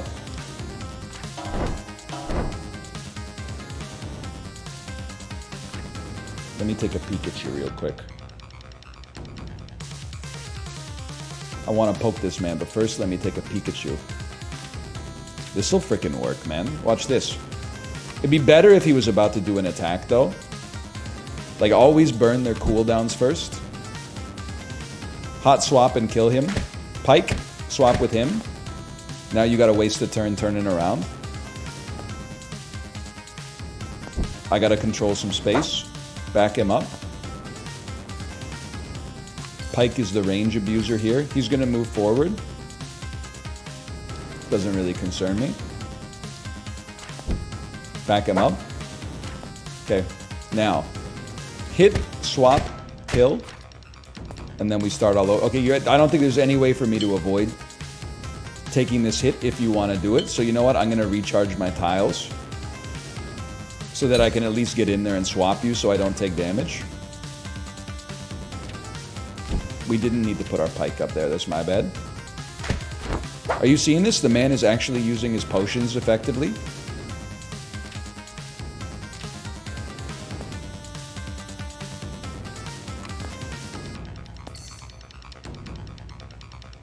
Music is irritating. Just say you don't like Kino. What are you gonna do, buddy? What are you gonna do? You're gonna dash backwards? Big mistake. Dash backwards, summon a minion? Okay, let me know how that works out for you. Now that you're dead. Okay, 25 gold. B Patman, how we doing? How's 25 gold? Okay. A -2 cooldown. I'm of 2 minds. I think that on either of these, it obviously goes crazy. Let's put it on the best one for now. Why not? Even though we'd love to have a lower cooldown utility skill. Let me get an enchantment upgrade in a combo shop. Poison +2 cooldown. Poisoned enemies take 1 damage at the end of the turn for 3 turns. Gain an extra consumable slot. Tiles performing a combo kill have their cooldown recharged by 4. Sorry, the poison seems interesting, but I'm telling you, we're combo focused. To get these cooldowns down to 0 is going to be crazy. Whispering Caves. Brother, I don't think I've ever been to the Ibiku Wastelands. We've been to the Whispering Caves like a million times.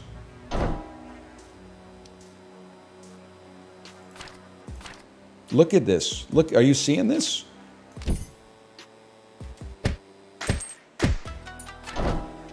Excuse me.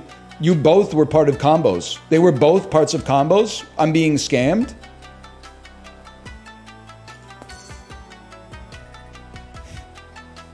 Reread it. Tiles performing a combo kill have their cooldown recharged by 4. Only the damaging skill gets the cooldown. Oh, it's only the one that gets the second killer later. I see what you're suggesting to me now. You're gonna rain arrows at this spot, right? Aim at the cell where the hero is currently standing. That's bad news for you, buddy. Because guess what? You're dead. That didn't do anything. Very, very clever, very creative. All right, recharge my cooldown, please.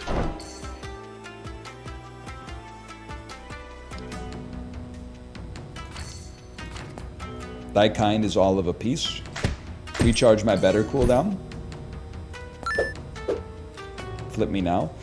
Great opportunity to stall to set up a combo next turn. You stopped here.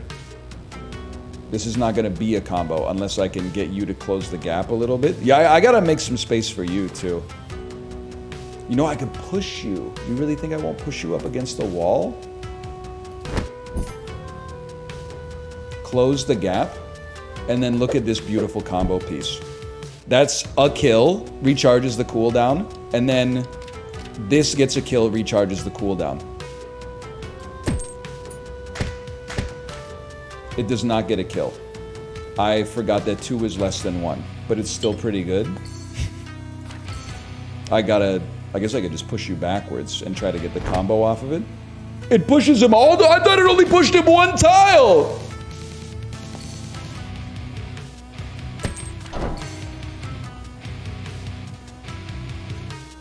It's all coming together. Okay, give me a shield, because we might as well make space for our next potion. And then this is all about controlling space.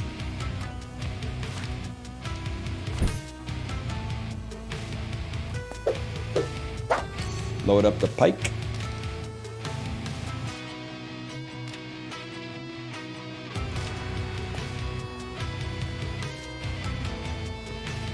Does the push also damage the unit behind? Or only the... It should, right? It does? That's crazy, because like a push does too. Pike gets a kill, and then you get another combo kill. So both Pike and the... Oh no, because the second swap won't hit.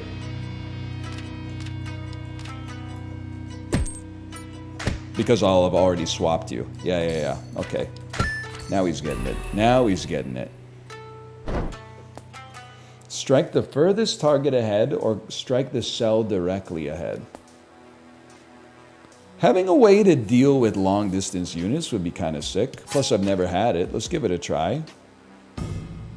Long distance units that attack us from far away. Okay, turn him around. You're really like nothing. No disrespect. I would love to wait for an enemy to spawn.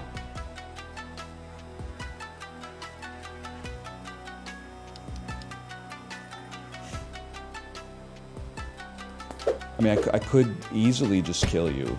I guess maybe that's what we should do. Then I gotta deal with this jabroni too, man. I think we got a hot swap with this laddie. Flip him around. This is a more dominant position for us to be starting in. This and this. The pike gets a combo piece. We gotta find a way to deal with this Andrew afterwards, though. So you know what we do? Push him first, because this guy can't attack, and then try to set up the full combo. This is the full combo. Hot swap with this guy. Pike actually gets the kill. You don't even need lightning. That way you don't have to deal with the dude at the back.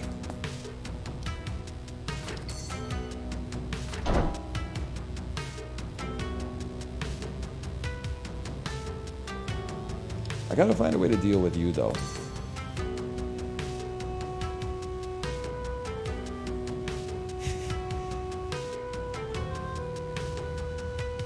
I'm just thinking long. Like, this guy's easy to kill. I just want to find a way to not have to fuck with this guy. Here's what I'm doing. You know what? Flip me around. Hot swap me. You're attacking nothing. And now we got an easy combo piece set up here, I think.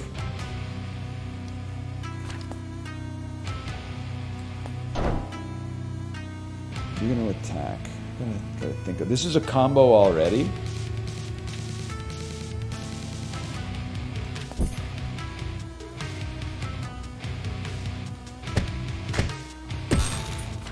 Still pretty good. Being able to get that lightning out there like crazy is kind of nutty, huh?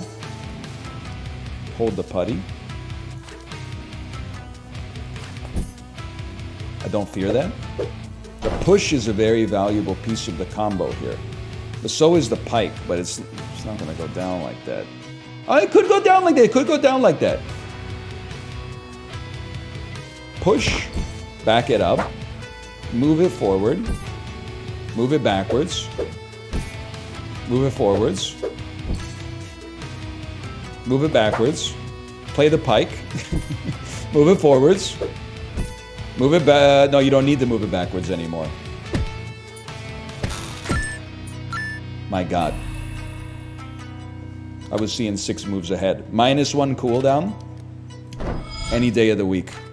Any day of the week. Baru the Barricader. Life is full of obstacles. Ain't that the truth, brother? AoE. AoE makes a swap untenable. Bait him. Run away. Okay. Now you're going to dash backwards. And then throw up a barricade. I don't want to swap with you right now, because if I swap with you, you're going to hit me with the dash backwards. So I think I'm just going to stall you. I can still hit you on the other side of the barricade too, which is, let's just put it this way, it's going to sting. I'm just not sure there's a situation where like I want to be stuck in here with you. You're going to summon a minion.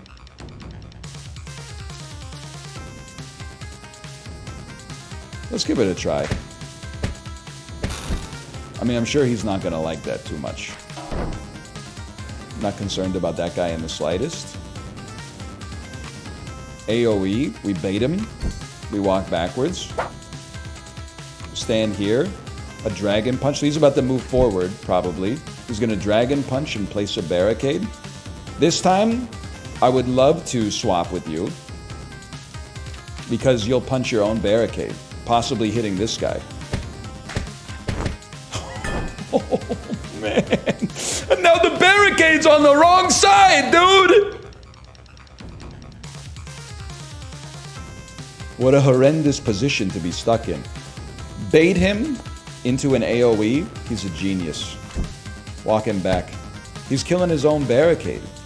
He's in his base killing his... He's gonna dash backwards. And then throw a barricade directly forwards? Because the barricade probably hurts you if it hits you, so let's back up one.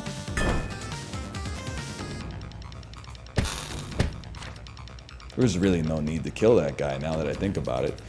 Surely... Oh, you're gonna... Oh, you're very cute. You're gonna drop some arrows? It'll be real funny when you drop the arrows. Not on yourself, but like on a barricade, maybe?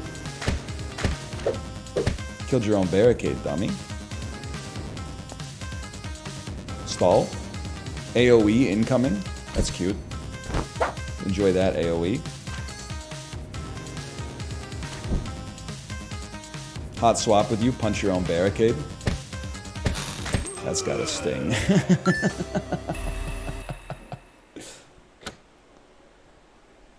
-1 damage, -4 cooldown. Lower damage kind of sucks. Like having a 1-tap damage is very valuable. This one might be a reroll though. -1 cooldown. Now we're talking. Being able to use that more often will go crazy. Damage up. We need a damage upgrade. For sure. We have very low damage attacks. +1 damage. Let's get that going on a pike. We need something that actually, like, hurts. Although +1 damage to attacks after you moved with a tile in the same turn is also kind of crazy. You know what? Like, hang on. Pull this back. I would gladly get money for coins. Because we have potions anyway. Then we're at 29. 29's awkward. 31 is kind of based.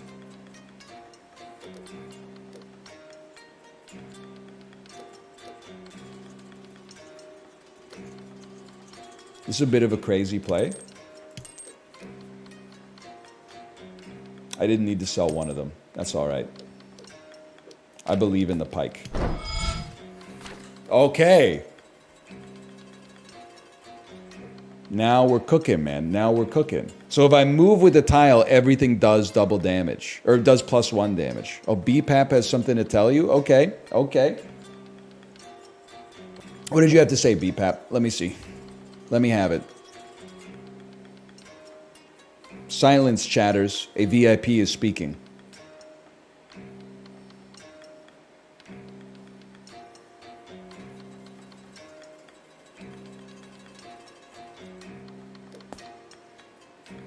He's got a very laconic demeanor to him. They said, can't believe he forgot. Forgot what? Forgot what? Moonlit Port. First time chatter, can I get VIP? Yes, you can. May you? I don't know. Is that how that works?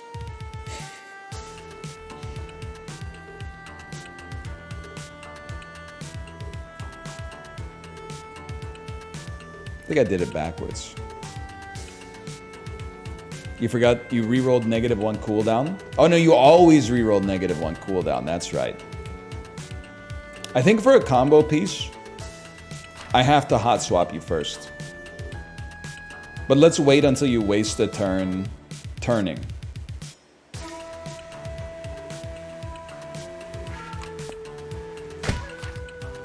Then we do this. I've made a huge mistake. We should have just killed you. Then give me this lightning. So lightning will come off cooldown, okay? I mean, you know how it goes, man. It's hard to get the combos when you spawn in the middle of enemies. So I definitely need to work on my positioning. I think we should bait this guy and then wait for the next spawn. Control, like making sure to maximize the odds that there's 2 enemies in front of me. Hey! Well, you're not that bad.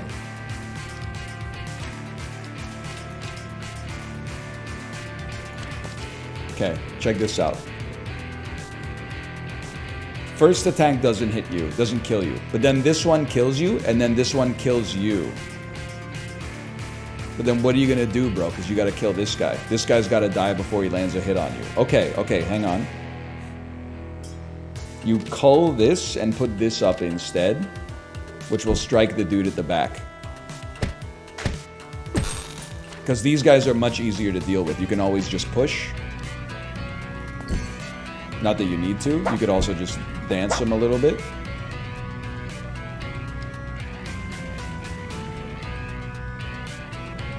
It'd be nice to swap you. Even though it seems how to basic. We swap you so you end up on the other side, making it much easier for us to get a combo piece.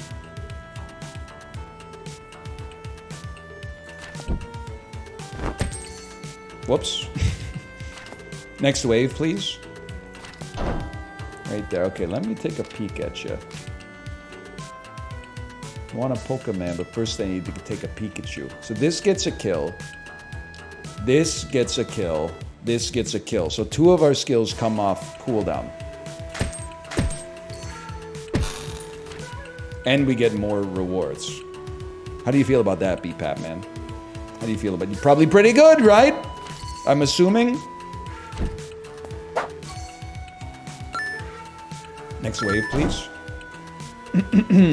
It's probably a swap into a pike into a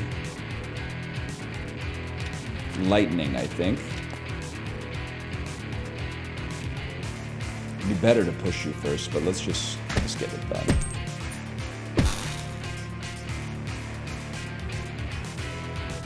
I mean, this is just a bad day for a guy like you.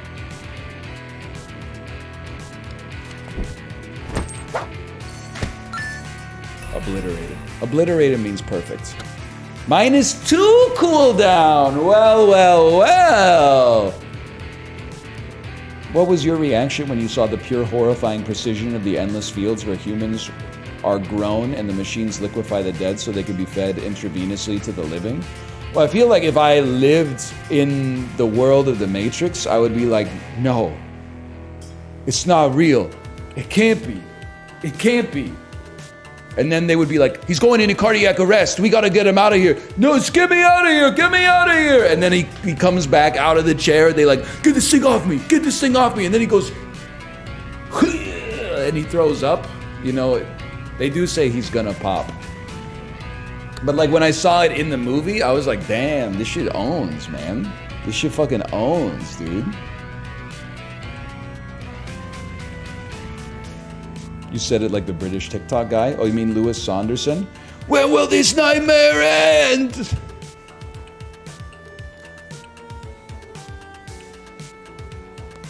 I'm definitely on. I mean, a low cooldown swap is crazy. I'm gonna do it, man. I'm trusting BPAT man on this one. We are gonna need some damage at some point, though. When they show his puke going through the floor grate, it's crazy. I know, it's so steampunk. I mean, this one, you just gotta forget about the combo piece for a minute. I would like you to summon some minions, please. That's perfect. That's not a combo, though. But this is a combo. This is a combo. And then you just... I can't really push this guy up against the wall, huh? I mean, I could push it, but he's still gonna hit me. That stings. That's my bad. I'll own that one. You sack of crap, you made me use my edamame brew. Next wave, please. Next wave. This is also a combo piece, but I'm like, I don't want to make the same mistake where I can't take this guy out.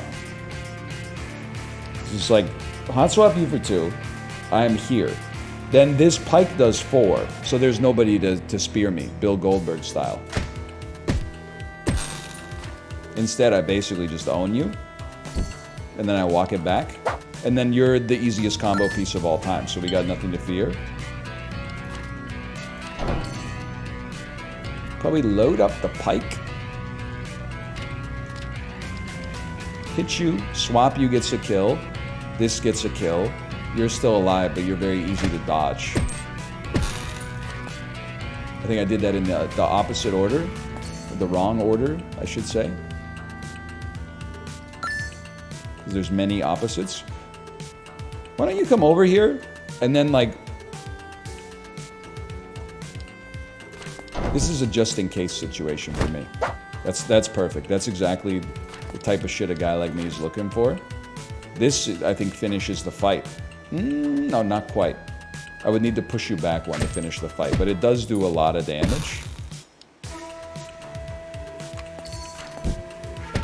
Not bad. Cleared at least. -2 cooldown. Okay, I would happily throw that down on the pike again. Yeah, because lightning oftentimes is part of a combo piece for us, so its cooldown gets lowered regardless. You could really use some more damage, though. Swap pike is an early combo. Only leaves us with this minion right here. Now we can wait for the next combo piece to show up. This guy has to go.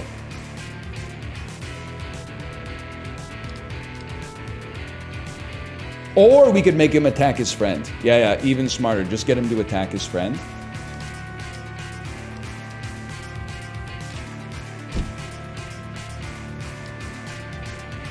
You gotta send it. You gotta send it, brother. No, you don't. You could walk backwards one. Wait for him to have an attack. There's a science to this shit, okay? Watch this. You just killed your friend, dumbass.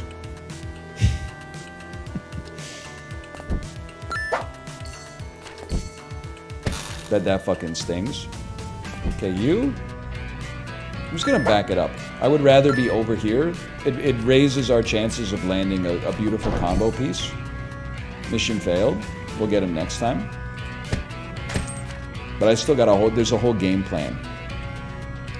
I wouldn't expect the likes of you to understand.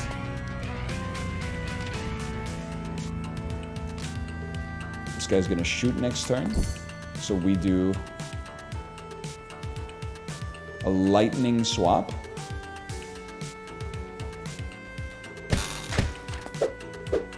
Ah, it's the wrong kind of shoot. My bad. Why don't you just get killed? Just simplify the game a little bit here. I would like to push you. I'm kind of waiting on the next.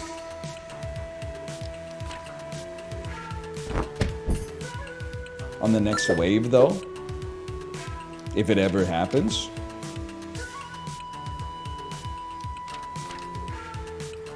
Presumably soon. Presumably any second now. Again, I'm just going to swap away from you. One of my comp sci professors today used the Ringo Starr lyric, if you want to sing the blues, you got to pay your dues today, to teach logic statements. How did he use it to... I don't get it. If you want to sing the blues, you got to pay your dues. If then? Oh, I guess I get it. It's funny, I think there's a lot of like hippie computer science teachers or programming teachers. Like if they got into computers in like the 1970s, there's like a high chance that they're hippies. If they got into the computers in the 2000s, you're cooked. They're going to be trying to recruit you to be like a junior dev on DoorDash 3. But like if they got into it in the 1970s, there's like a punk rock case there. I definitely had a couple of old hippies that taught me programming. And there were some times I would get mad because they would be like, this isn't what industry is like. And I would be like, how would you know? You've been teaching here since 1991. But anyway. That's not even, it's a little disrespectful, but regardless.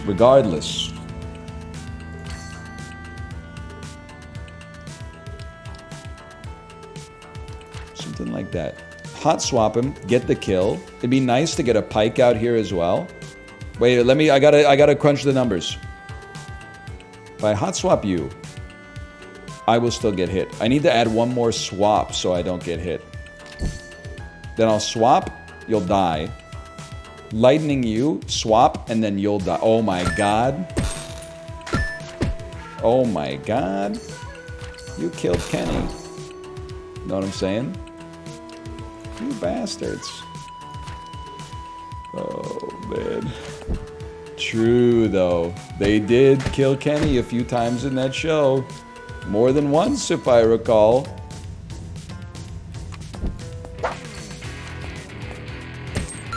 Obliterated. Double strike +4 cooldown. We really don't need it. That's a reroll if I've ever seen one. -2 cooldown. I've been told from the legend himself, you never re-roll this one. Problem is, more than anything else, we need damage on the pike, I think, so we'll just go lower cooldown on this, but we definitely need some damage. I remember in the immortal words of BPAP, you need to have one attack that does 5 to 6 damage. Otherwise, you may find yourself being in a little bit of trouble.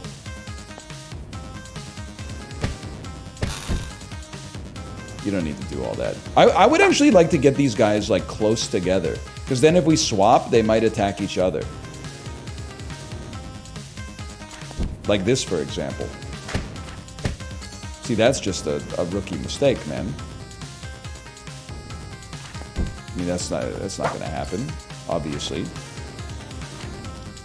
What are you gonna do? You're gonna dash forward and do nothing? Why does No Frills have collectible Marvel cards?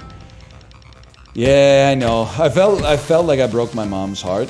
Because she was like, hey, does my granddaughter like Marvel superheroes? And I had to reply like, nah, not yet. And she's like, oh, I've been picking up lots of Marvel cards at Loblaws. And I was like, oh, then she'll definitely take them. I'm sure she'll like them one day. But she probably will. If I had to guess. You're gonna dash into your boy, dude. That's so embarrassing. No, you've purged all of your attacks because you can't do anything anymore? Drop this one right here. You've attacked your boy again, dude. It's positively embarrassing. And then, oh, you're so lucky. You're so lucky. Are you gonna move up? You're not gonna, you're gonna dash forward? That's like, it's also embarrassing, dude. I need to think about this. We might just want to set him off with that to start with. You're really gonna hit me for one? What if I suggested I'd rather you didn't? Dash forward through targets, stopping at the first empty cell behind them. That's alright. You do one to me. Wait for this dude to get primed to attack. Hot swap him. You just got killed by my motion. Turn around. Strike the cells around you. Adding the tile to the... I'm wasting so many turns turning around. Because like I'm facing the right and then like a little ranged minion spawns behind me. To have a free turn now and then would go crazy. Place a trap in the cell directly ahead. Traps trigger when a target steps on them. That's tough. Free tile utility is almost always a take, says BPAP man. Look at that. Look at that. Let's sell mass poison so that I can pick up the health potion at least. +2 max HP. When you perform a combo kill, a random enemy is cursed. I mean, upgrade slot is also very important, I think. We got the money to afford it. 1 heart for a reroll? Okay. I think if anything, another upgrade slot on you would go insane. This is a good spot to pick your primary skill for 30 gold. So I appreciate your Socratic method. You're telling me I should reroll, sell all my potions. And then hope to get my skill upgrade, which will cost me 30 gold. On the other hand, I perform a combo... No, I mean +2 upgrade slots on Pike or Lightning. Okay, so I don't know what I'm talking about.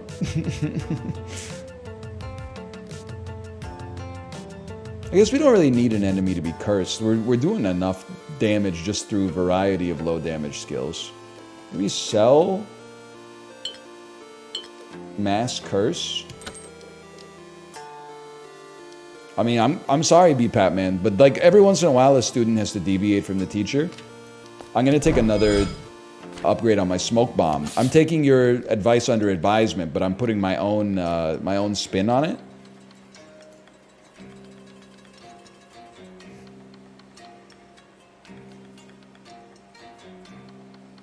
GG, we lose? I don't think so. I don't know, take me to the Forsaken Grounds. I don't know the pathing. To be honest with you. This is the Forsaken Grounds 1? The heck are you? And why would I care?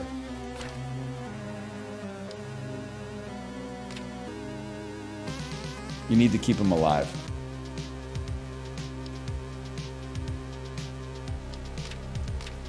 You're summoning minions. Summoning end. Smoking the reefer. Okay, this is a weird play. I'm just gonna spin him. Then I'm gonna flip you. I could have flipped for free and stopped the minion from spawning. That would have been sick. I'm gonna push you backwards.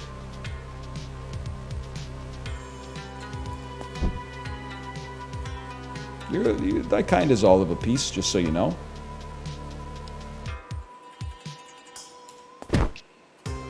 Thanks. You just put me on the perfect amount of HP to use my edamame brew. I bet you're very embarrassed. Free spin? Yeah. Yeah, the free spin would have done it. You're absolutely right. But then my edamame brew wouldn't have been perfect. Balls dropping low? Not particularly. Like, not in a bad way.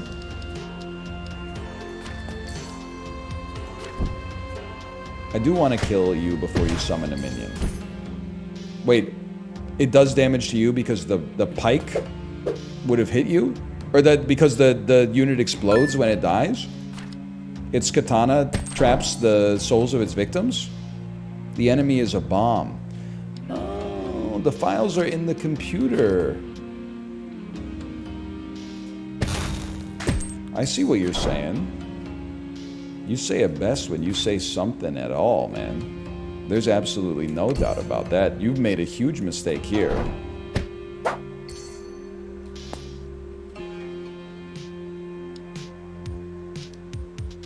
So that's a combo. The only question is what you throw in after that. You die, you die, you die. Might as well just throw in your utility swap.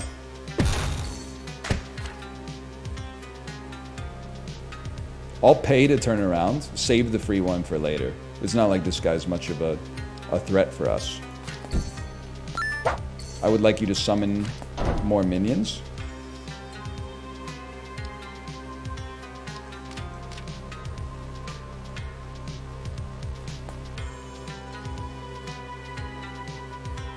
I don't care if you summon a minion, as long as we take care of the trash right now.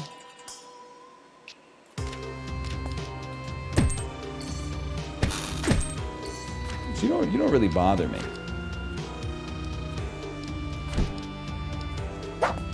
Oh, you thought I forgot about the freebie? +1 damage. Very important tech. Very, very important tech. I know what you're saying, put it on the pike, but if I put it on the smoke bomb, then it's basically as good as a pike. It doesn't hit the multiple waves, but we're not sweating that. That's a combo piece. Then we flip around.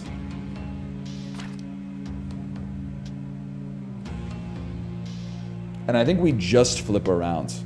I guess we might as well attack. Like, use the lightning. And the lightning did extra because it counted as a move. Beautiful. Well, you just killed your bud. Back me up for a second. I want to see the next minion. Okay, let me see what we're cooking with here. You gotta go. That's a given. If I swap with you, you'll explode. That's annoying. Kind of hate to do this, but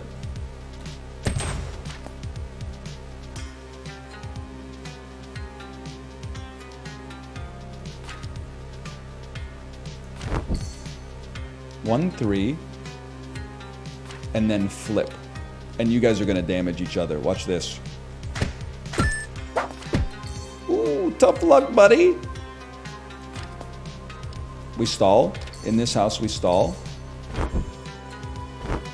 I'm leaving the enemies alive for combo-based purposes. I wouldn't expect the likes of you to understand. This is a 3-piece combo. Look at the utility, man. Look at the utility. And we can start using potions again, too. So you're gonna rush me down, but I literally don't care. I couldn't care less. You're just wasting your time. In fact, I think the combo setup is so easy, even a child can understand it.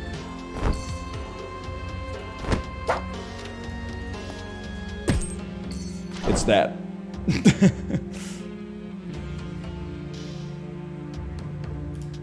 Now this, we have to pike first, so that you don't explode and hurt me.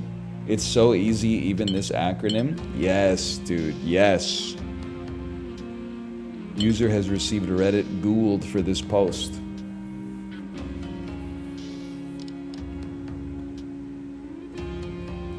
Has to be done.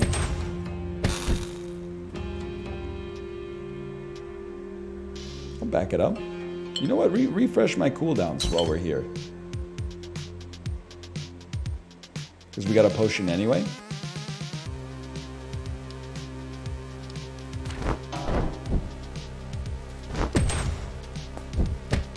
Easiest game of my life. Easiest game of my life. Free play plus 3 cooldown. That's a tough one for a guy like me. -1 cooldown. I've been told by B Papman you always re-roll it, but to be honest with you, I don't think we can afford to re-roll it in a situation like this because we don't have the gold for it. So I'll just drop that on my sharp turn. It's not that exciting, but we'll take it. Oh, I do have dice. I had dice. Who's next? We should probably wait for a combo, right? If possible.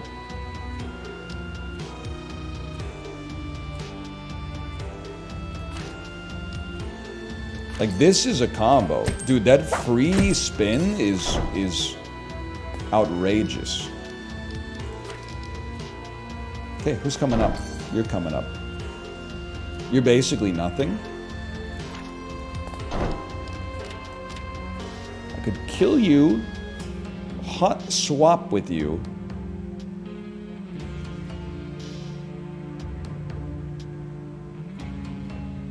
I think, as crazy as it sounds, we just do this. It's like a better use of space right now, I think. Just as long as they don't spawn directly behind me, I'm chilling. A pike. You knew that was gonna happen, but that's okay. You're really not gonna like move over to me or nothing?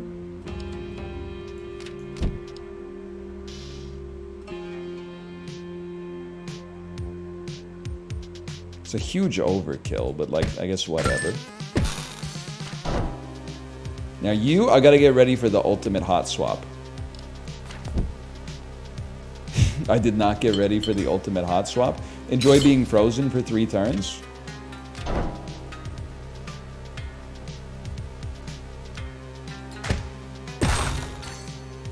It's alright. We got potions anyway. I can't get to sleep. So true. Are you talking about... You the kind of motherfucker who thinks about like the implications or whatever? Of diving in too deep or possibly the complications? Yeah, I shouldn't have been standing there. You're right about that. That was a misstep. Unfortunate. You got me thinking about men at work. I made a mistake, but I take responsibility for that. I'm going to say that's my own fault. And you know what? The smoke bomb just keeps getting better, people. Fumiko the Fallen. Are the drums of war quiet at last? I don't know. I'm on mono. What are you doing? You want to get into pike range? That sounds perfect for a guy like me. Tough luck.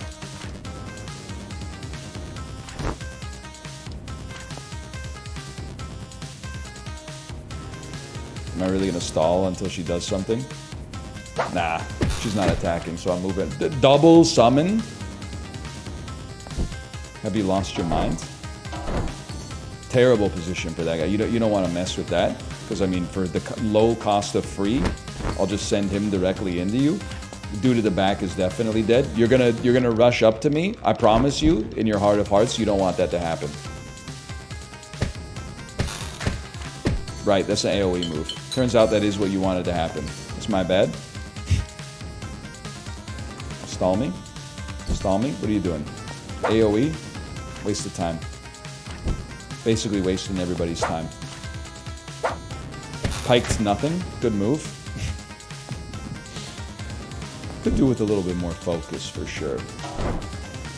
Now where are you going? You're gonna dash into me and hurt me. What if this just kills you instead? It gets mighty close. Okay, I'm throwing. I'm throwing, but you're dead, so what do I care? It's true, Dave Matthews do be like, dash into me. Dude, we got curse the first target ahead also sounds crazy. And you always take a utility free tile, right? Slot upgrade? No, give me a cooldown upgrade. When you take damage, automatically gain a shield. Disgusting. Disgustingly good.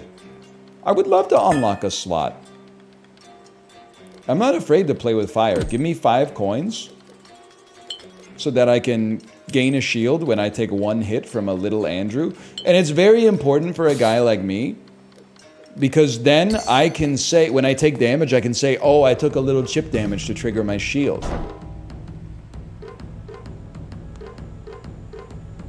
I went to school with Dave's kids. You went to school with Austin Matthews?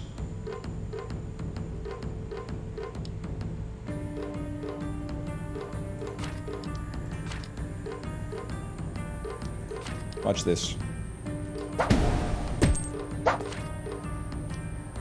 Perhaps I'd never have to learn what you do. Stand still. Stand still. Push him up against the wall. You've summoned the minion behind me, you piece. When thy kind is all over. And then like a flip at the end.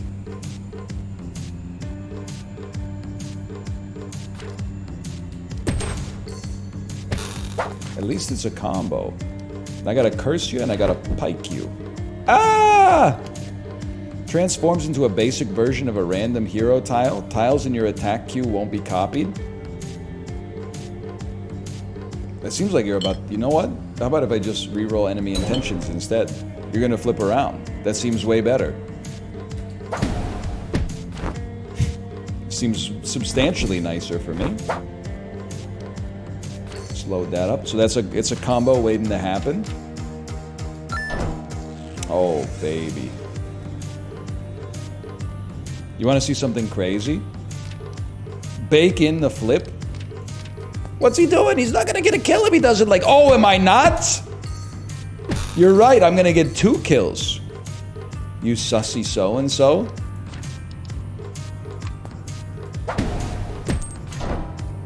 Enemy right behind me, huh?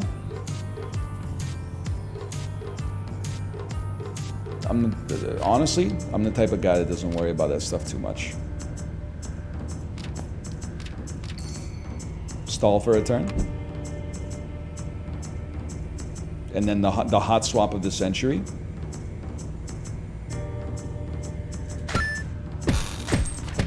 B Patman, can you be real with me? For once?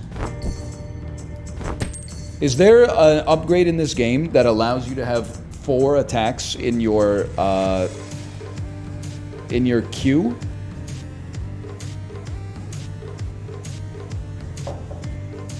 No? Because that would be sick. That would be sick. I'm pretty far in and I haven't found one yet. Alright. Maybe they were scared of what a guy like me could accomplish with that.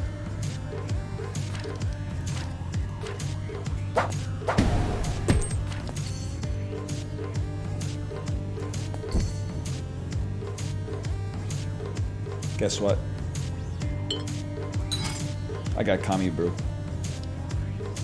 Go into a coffee shop in Portland, be like... or something. I don't know. Oh, you don't do it immediately, you just steal it. Okay. Well, that doesn't really bother me then.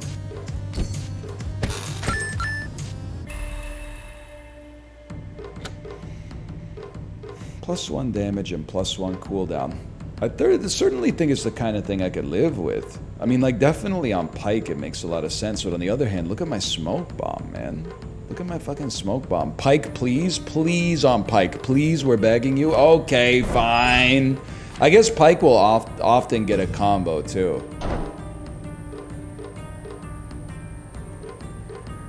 This is a guaranteed swap. Even a 1 damage swap would go crazy here. I did it 1 turn too early. Bro is cooking nothing. Flip me? I mean, this is... Oh, but then I gotta find a way to deal with you. Okay, undo those. Please pull those out of the queue. I have to have this as the last sequence. Or I could just push you up against a wall. But I'd really prefer not to be cursed as well.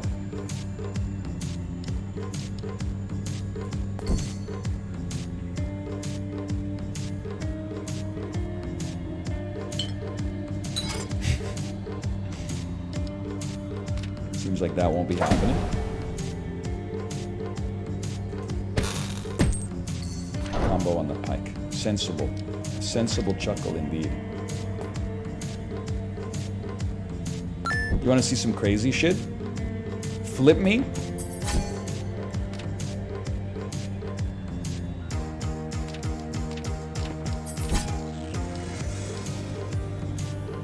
Free flip into pike is a double kill.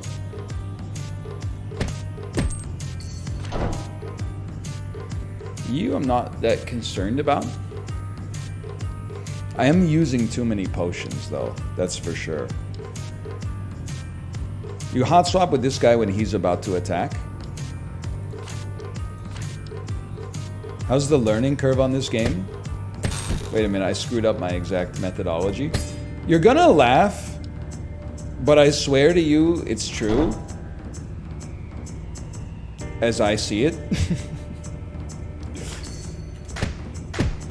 I think that the game is kind of tough, but I make it look easy.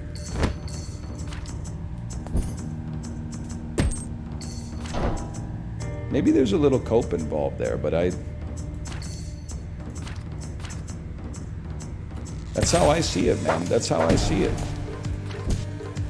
I think when you're just kind of goated with it, like I've had a tendency to be in my life, then it's easy. I need to wait for you to attack. You take a long time to set up. I think it's an amazing game, though. I would really recommend it. What are you taking from me? My pike. That's perfect. Any chance you guys would both like to attack on the same turn? Nah, I could have moved one and then maybe finessed it, but still, the swap into a flip into an attack. I killed that guy, but I left you alive. All right, take your time. Good, good. +1 damage. That's high tech.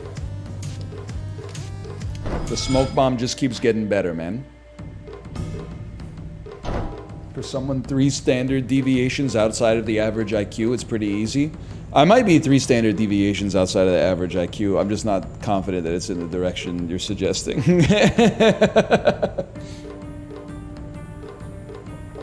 I know this isn't how IQ works, but I would say it depends on the task. You're a little piece. You're the highest priority, actually. Flip him, swap him, shoot him. And then I will simply move. I will simply flip and move. And then it'd be nice to get a 2-piece combo on you.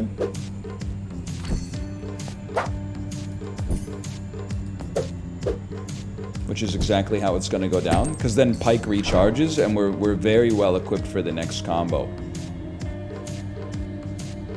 I think I'm a lightning flip pike sort of guy. It makes you one-tappable. Oh, but then the pike is not going to be part of... it's okay.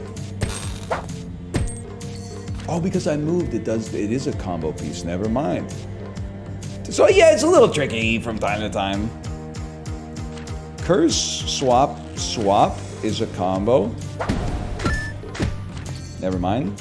Maybe in the opposite order.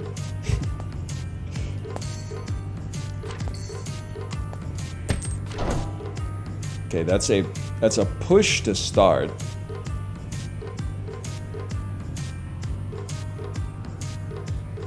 Just take him out. I didn't want to see him anymore. And then a swap. I want you to stay right there so that I can swap and then pike for a triple kill. The man is cooking, dude. You guys want some cooking? Yes! Corky Romano.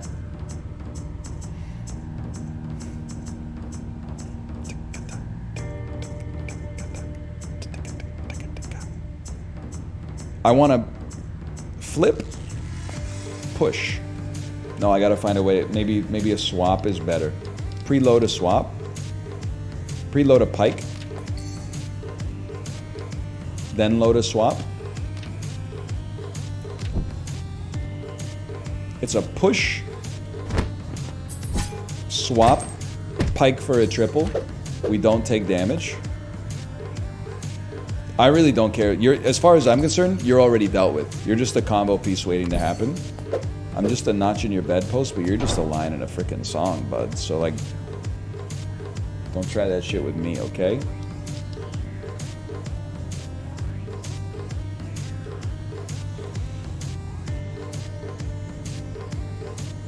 You guys are insanely annoying. You're the targets that I have to be most concerned with. So if anything, I'd like to, like, push you, swap with you, pike. Yeah, okay, hang on.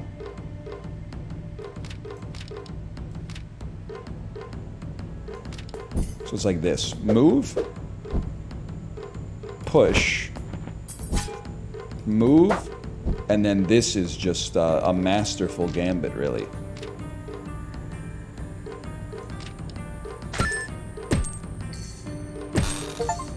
I've received a Steam achievement. Kill 4 enemies in a single turn.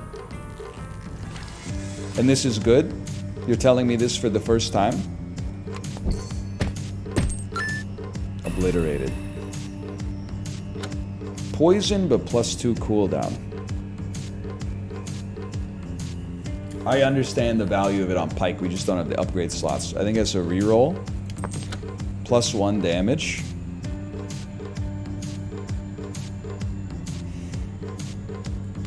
It's pretty good. Pretty good. Santo the Stage Master. Curse him, pike him, and shoot him. Now you're gonna take one of my own attacks. Now we gotta think fast. You've taken my pike. Not a problem for a guy like me. I'm gonna swap you and then turn around. Damage you. Pike you. What the hell is that? Drop the curtain and go to the next act. Act 2, Mirror Clash. He's gone, bro.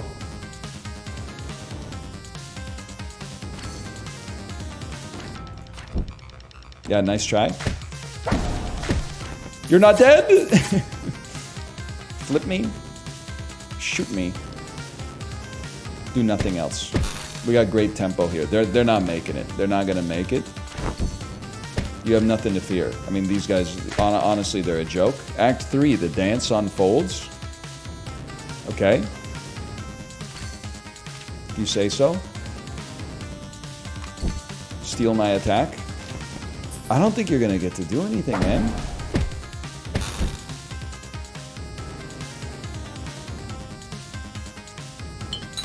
Why not?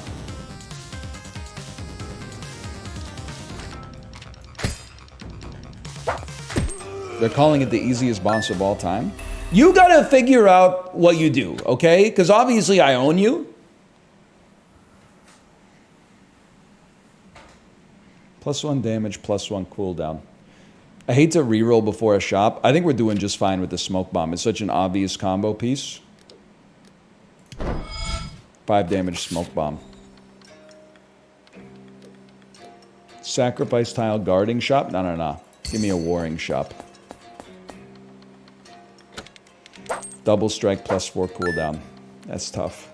When you perform a wait action, recharge an extra cooldown for tiles and your special move. I wait all the time. So that really doesn't bother me at all.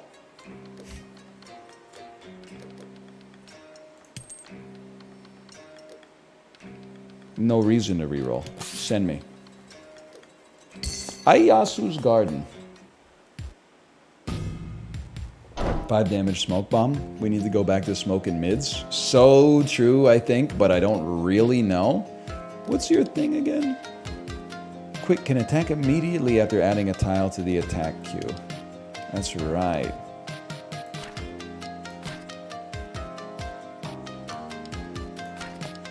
Pretty sure your life is over.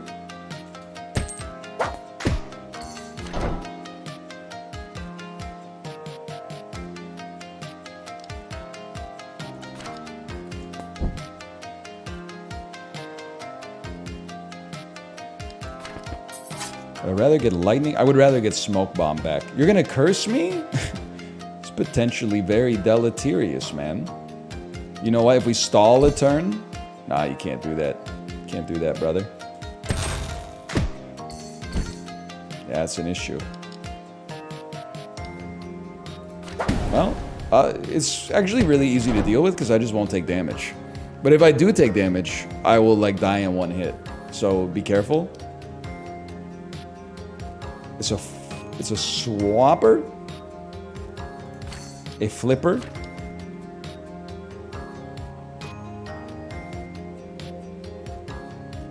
and I'll shoot you from afar.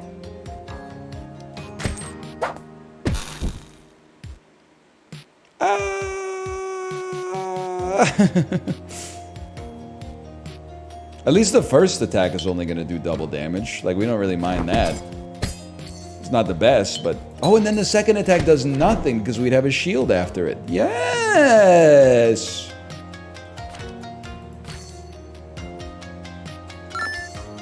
Okay, so first off, you're dead.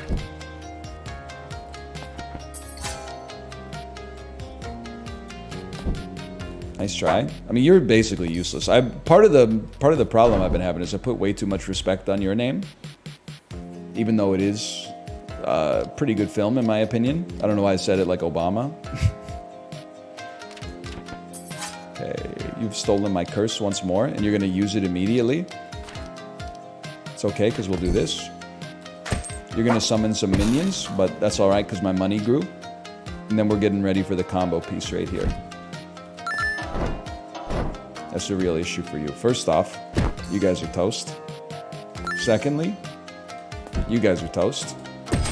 Oh, I did take some damage because I forgot you explode, but still. Okay, you're cooked. Flip me, shoot me. Now we got tempo. Once we got tempo, it's over for you. Probably a pike. Walk it back. Flip. We're gonna take a hit. It's alright. That's what the potions are for.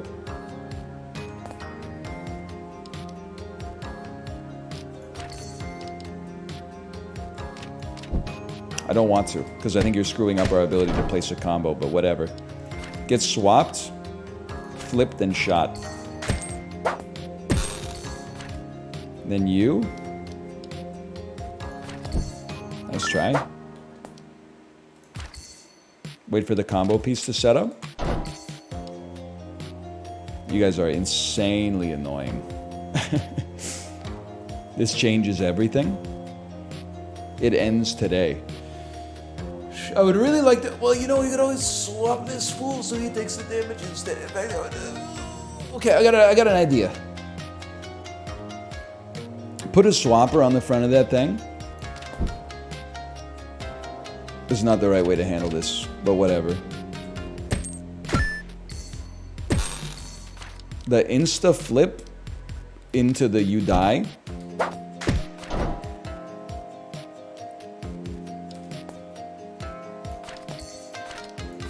You're both dead.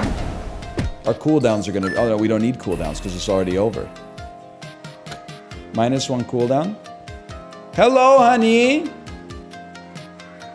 Hello. You're saying da-da, da-da. +1 upgrade slot, -1 cooldown. You already know the vibe. I asked you the patient.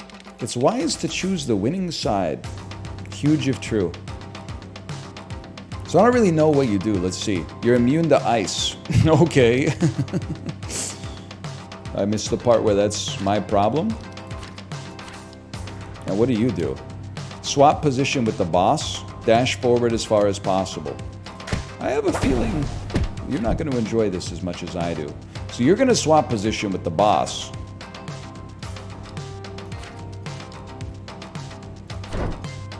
Okay. Every turn that this is in the hopper, does it gain 1? Yeah, that's a problem, because you're going to attack your shield for like 1,000,000 points. You got a real issue coming up, buddy. Yeah, this one's going to sting. I did cause my own attack to fizzle. You're going to swap positions with the boss. I'm the type of guy for whom that doesn't matter, because I have a pike. I know what you're thinking. Sessiness pike? I'm here to tell you, it is a pike, brother. It is. Actually, I would rather not. Well, whatever.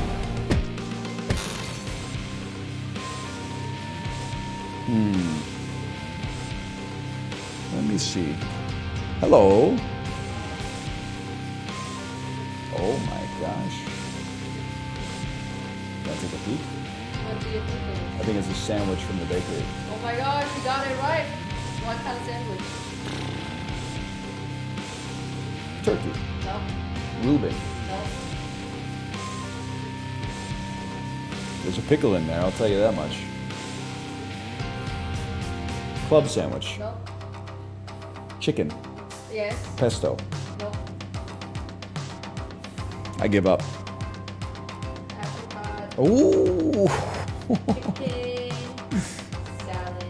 Yo! Let's go! Was that good? That's fantastic.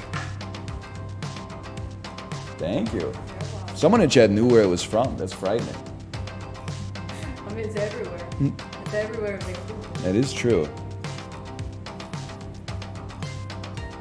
You're funny.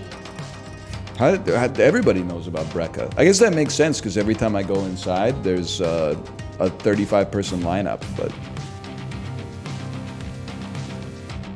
I'm a bunny. Look at that. Hop, hop. Gleep. I'm there. She's gleeping me, or glorping me, whatever it's called. Lord.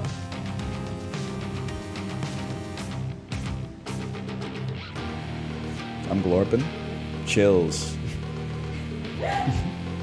And then she glorped on everyone. Thank you. You guys got some serious problems. Watch this. I'm flipping, I'm swapping, and then if your boy had still been alive, you would have just shot him. Now I gotta have a swap ready for you, bro. This is a problem.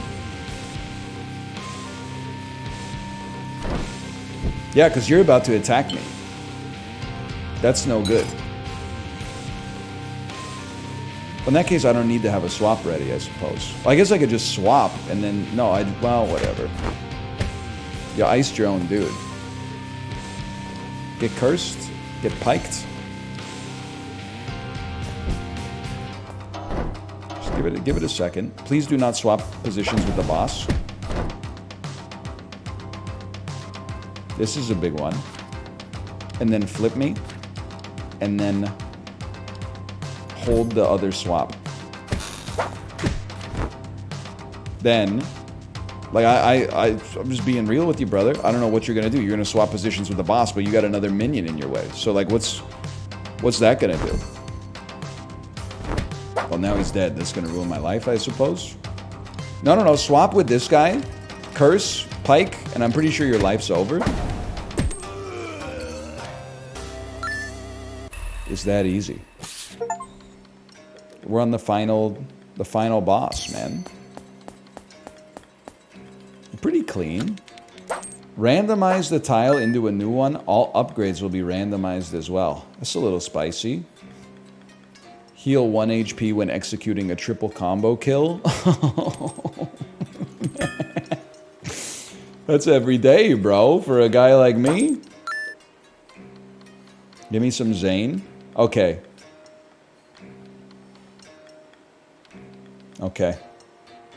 I'm just thinking, but I love all my skills.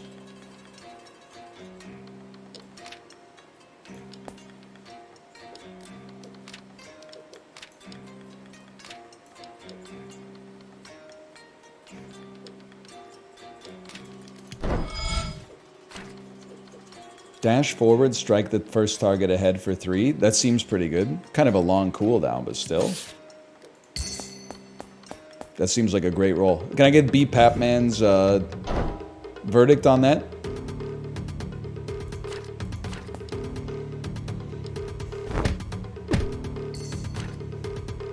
Thoughts? Zane equals fun. Yo, I didn't know you were based with it. We gotta keep a swap to deal with you, probably. A pike. Gets a kill. Gets a kill. Load up a swap. I might just kill all of you and then get hit for 1. But that gives me a shield too, which is kind of... But then I get hit for 1, I heal for 1, and then I get a shield out of it. Oh my god.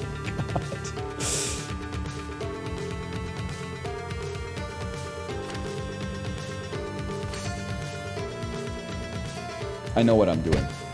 Take the combo. Take the double kill on the spawners.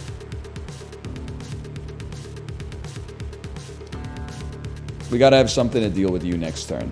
Which is not really an issue at all, but I also have to have something to deal with you eventually. I don't really want to push you.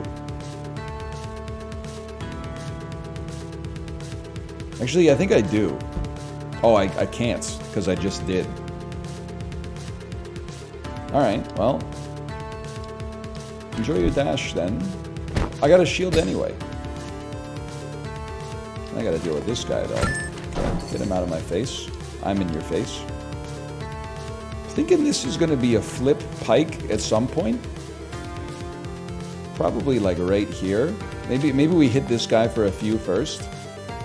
No, it'll kill the guy at the back and get a 3-piece combo, and then we'll heal for 1. Oh! And you guys are very easy to deal with. You just gotta control the space. You gotta leave it a space. I know what you're talking about. Wait for a turn to get extra cooldowns back. Okay, this one's a little nasty. I think on this one you gotta use a push, which then allows you to do that, which then allows you to do this, which then allows you to do this, and then you get the pike. And then you're gonna get hit for 2. But that's just the way things go sometimes. Move him. Move him back. And we want a 3-piece combo if possible. It's gonna be like a strike. Just give it a second.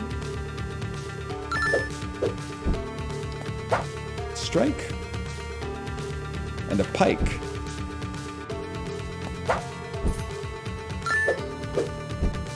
Well, this is a 2-piece. I guess I'll live with it.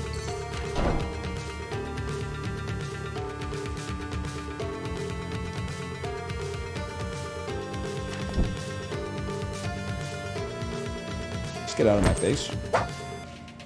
You big disgrace.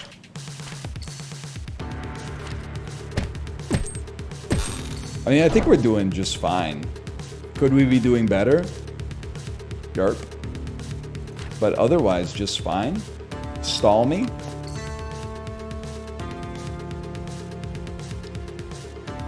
Stall me. I really want the pike out there. No, I don't. I need to just kill you, bait you, play the pike, walk forward, double kill.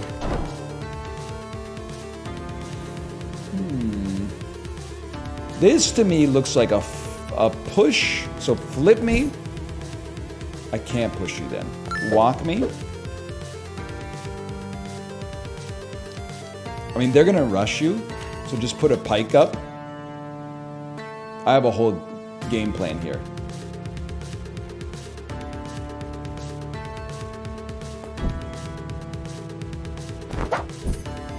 Are you seeing my game plan come to fruition? Then, the 3-piece combo is built in.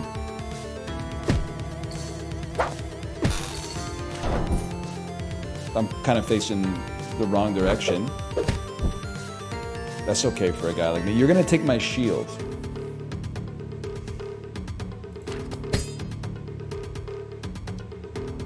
The swap. Pike. It's a 2-piece. It's nice to get a 2-piece. Now you're on wave 10 of 10? Oh, so you guys are washed. Okay. Use one of these. I could basically do anything. There's nothing you could possibly do to stop me at this point. And then we got the boss. Dude, we're gonna make it. We're gonna make it. Green potions are healing. -2 cooldown. It would be nice to curse the boss more often. Please move cam bottom right. It's coming from B Papman, so I trust it. You're right, there's some stats up there, including the length of the run. Okay, the Shogun. The Shogun is in the building. That's my highest damage setup. You're gonna mirror my position, which I think means I'm gonna swap you and then you're gonna swap me back. But facing the wrong way. Now you're gonna get a shield. I think I remain somewhat unconcerned about it. You're gonna swap me again? What do I care, man? You're gonna move backwards? Curse is about to pop off. You're about to do 2 pike damage. I'm sorry for phase 1 of a final boss. You gotta be coming with something a little bit spicier than that. Now summoning some minions, that's more like it. Write that down. Give me the free hot swap. This sounds crazy. Stall me for cooldown support. Stall me for cooldown support. And then drop something like this on him.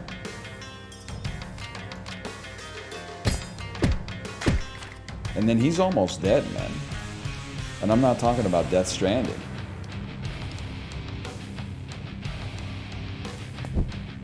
Whoops. It's fine. You gotta leave it a space. Okay, phase 1 complete.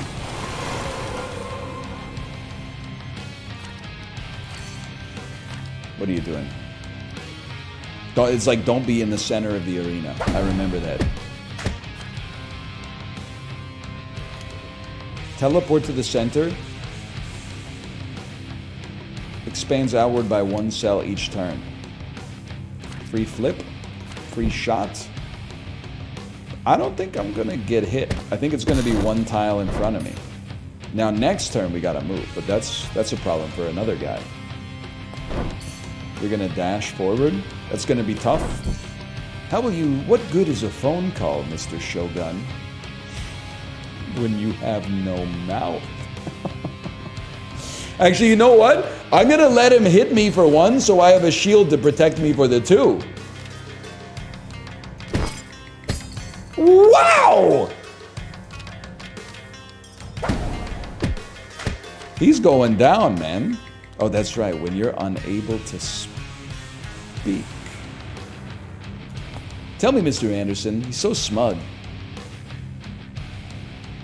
What good is a phone call when you are unable to speak?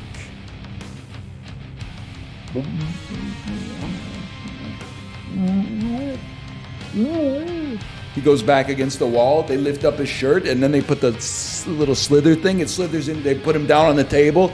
It slithers into his belly button. That thing is real. You know what I'm... Oh, what a movie, man.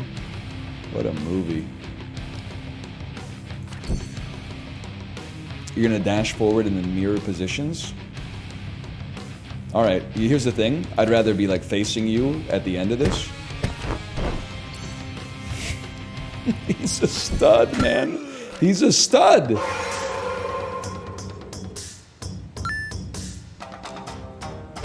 That was pretty good. Victory on day 1. It goes all the way up to day 7, just like the real calendar, man. Day 2 unlocked. We did not defeat the Shogun receiving 7 hits or fewer, and we didn't defeat him in under 30 minutes. Maybe that negative Steam review was cooking. Oh, man. I was like, that's hard. That's like less than half the time that I've spent here. All right, let's unlock some stuff, though. All right, I gotta go pee, which I will use to surreptitiously take a bite of my sandwich as well. And I don't know, we'll come back and do something else for the last hour. See you in a second.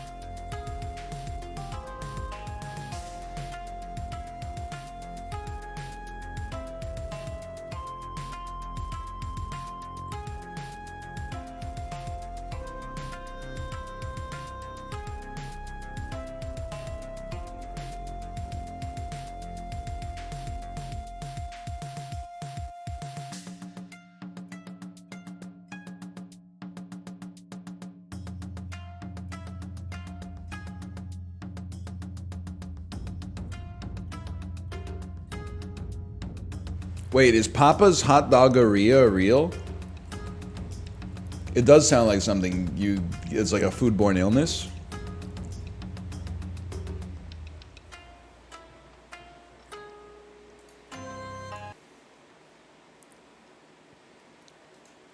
Steam. Papa's hot doggeria. It's fucking real.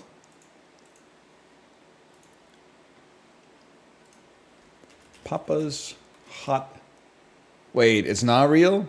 1 second. I'm looking at all the Papa games. There's Papa's Freezeria. That's it! It says check out other games in this franchise. And it's the only game in the franchise! On Steam, at least.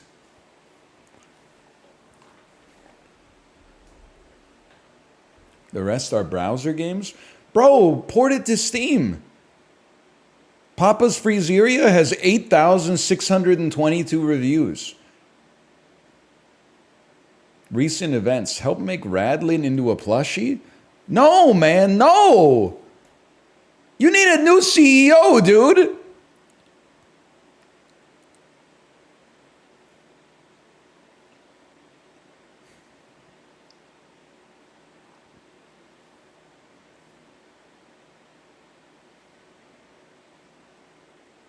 99% positive reviews, too. I was so ready.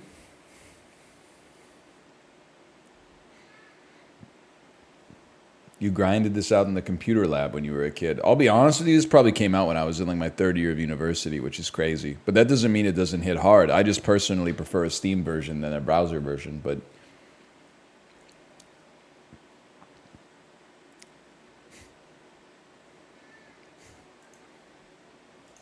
Deadlock servers.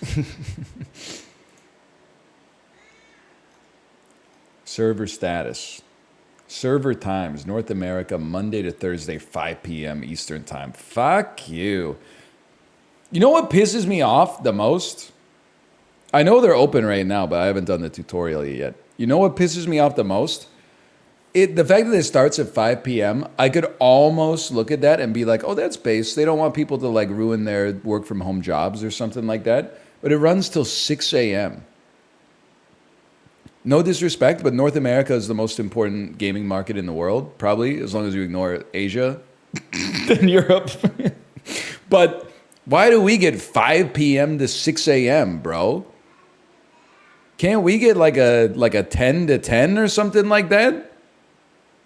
We should get 10 to 10, man. 5 p.m. to 6 a.m., that's like half of that time. I go to bed at 9 p.m. So I get, the servers are up for 4 hours of my waking day. You never join us? When my parents moved to Vancouver and live with us, and we have built-in babysitters, I'll be at the International too for Deadlock.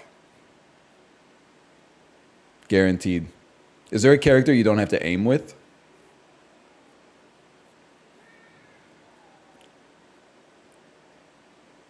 No? Abrams.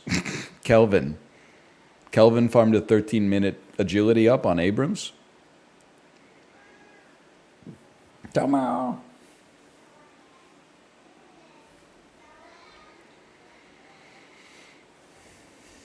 You have to aim with melee, though. It's crazy that in those games it's actually harder to aim with melee than it is with a gun.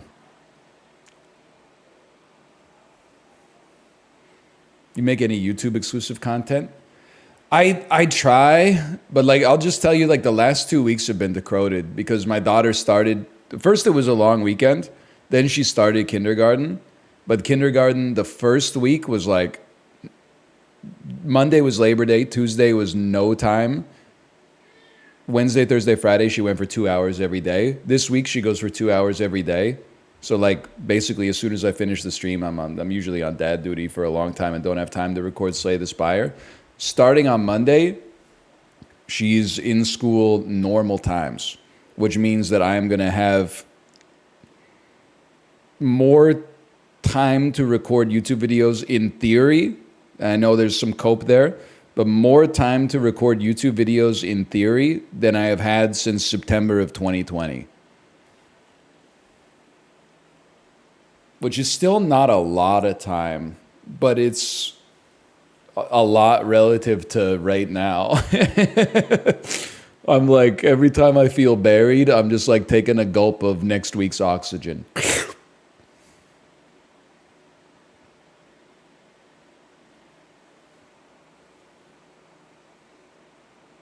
Yeah. I'm gonna play Slay the Spire. I think it's a great idea.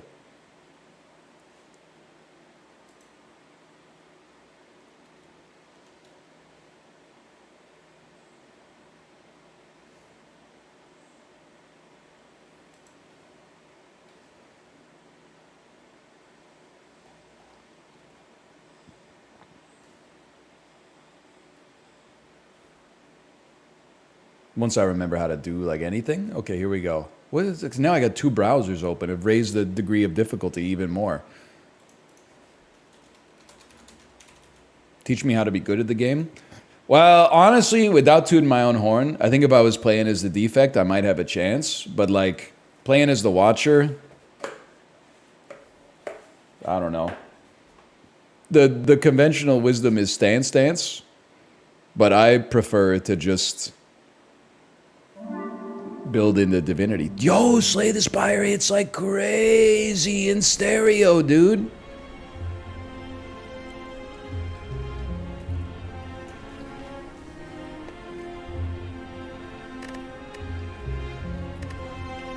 This song goes insane.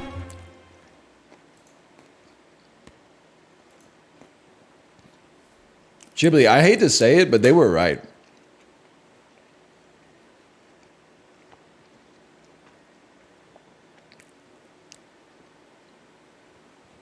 Stereo's better, man. I feel like Mr. Beast just paid for me to go to an audiologist. And all I had to do was eat a Feastables D's Nuts chocolate bar on camera.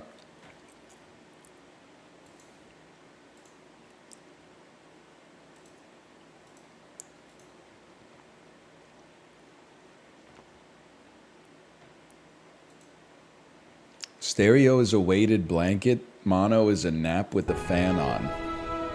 Damn. Stereo is a weighted blanket. Mono's a nap with the fan on.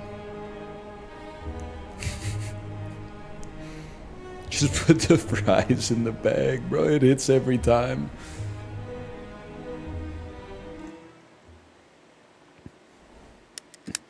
But it's not, because I like stereo and I don't like a weighted blanket.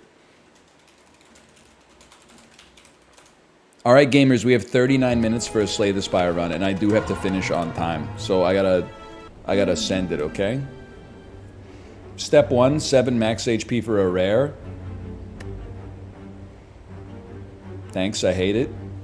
Honestly, give me a Conjure Blade. I don't know. We'll go crazy with it. We'll go crazy with a Conjure Blade.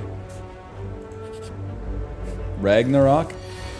I think Ragnarok is a joke, man. I think Ragnarok is... It's not as good as it needs to be in order to justify its prodigious cost. Now let me take a look at something here for a second. I can do 33 damage to you. Forget Conjure Blade.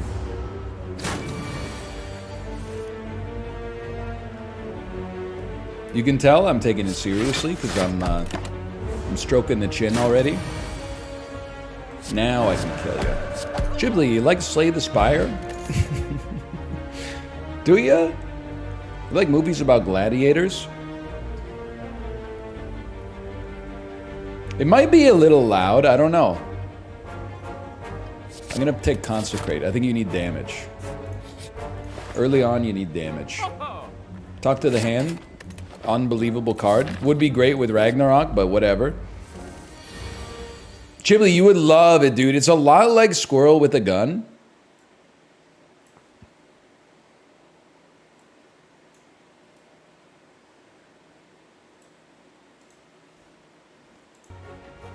Now we're talking. You know what? Give me a 2-cost or a 2-tap Expunger Marty. And then, yeah, it works pretty well with Talk to the Hand now that I think about it. Speedrun, by the way. Well, I had to change my audio settings, man. What do you want from me? People were saying it's too loud. Now they're going to be saying it's too quiet. You know how it goes. Let's take a tantrum.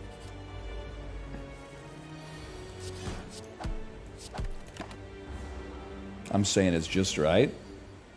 Damn, your baby bear posting. I love that for you.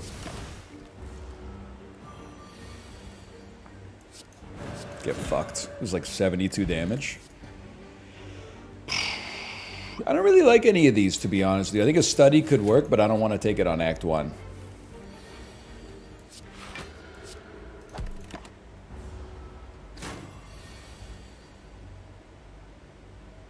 $43 damage. If I erupt, you're on 37. 25. We're not even close. We're not even close.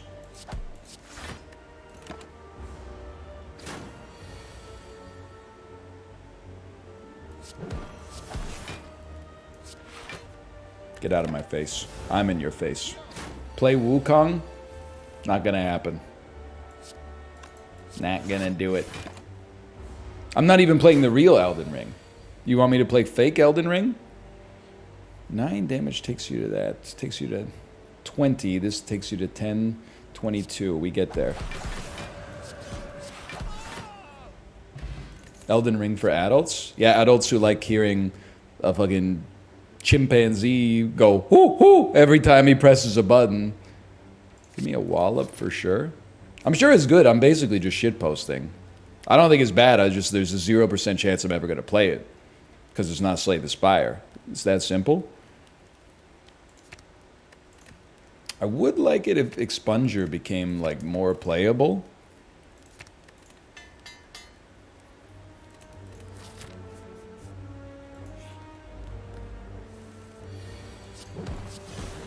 I think we want to go in.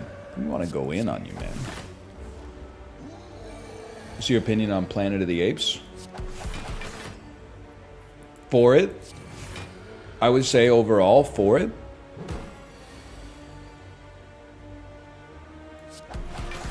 Not like the real planet, if it exists. Well, I don't know, maybe. I've never been there. But the movies, I like the movies for the most part. Even the old ones that are bad are funny at least, and then the new ones are actually like good. It's Earth? Yeah, well, spoilers. Except for in the Tim Burton one, nobody really knows what happened at the ending of the Tim Burton one. He went back in time when the bad monkey goes back in time, but somehow he becomes Abraham Lincoln. And Mark Wahlberg's like mad or something. But like at the same time, doesn't that mean that motherfucker stopped the Civil War? You're telling me that the bad monkey from Planet of the Apes 2001 wrote the Gettysburg Address and drafted up the Emancipation Proclamation and shit like that? It seems like we should be rooting for that guy, dude. That explains why Mark Wahlberg was mad. Ah, pretty good. Pretty good. Let's take a bowling bash. It could come in handy. I have like no concept of what I'm building into on this deck right now, which is not atypical for me as the watcher. I was really hoping we could just mantra and chill, but no, that's all right. Upgrade your cards. Perfect. We wait. It would be great to play a Conjure Blade on the next turn, please. Beautiful. Play a huge Conjure Blade, and then, well, now we're going toe to toe. Whoo! Let me get some vulnerability on you. That's crazy. Chibli, are you seeing? This is a video game right here.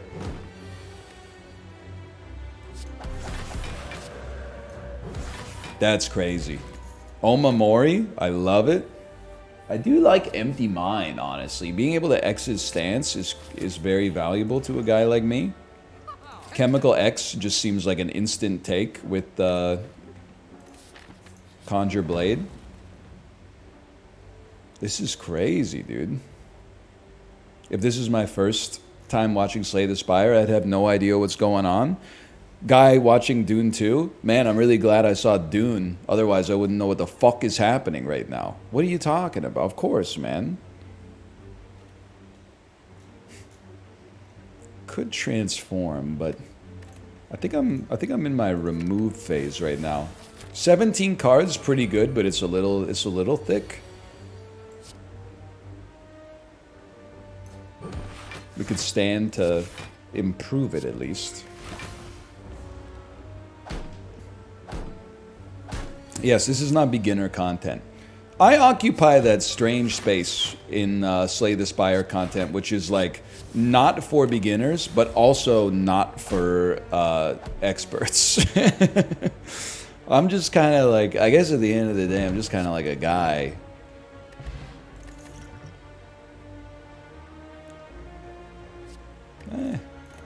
17 cards.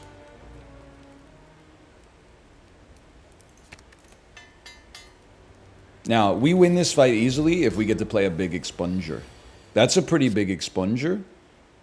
I would rather at least get talk to the hand out there, though.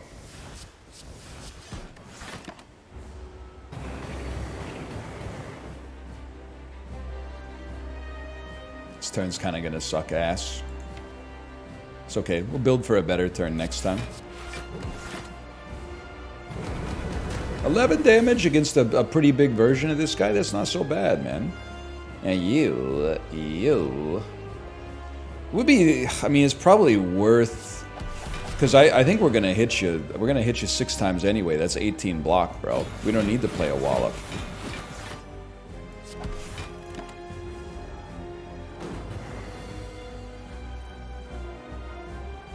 Even this is 9 block for 1.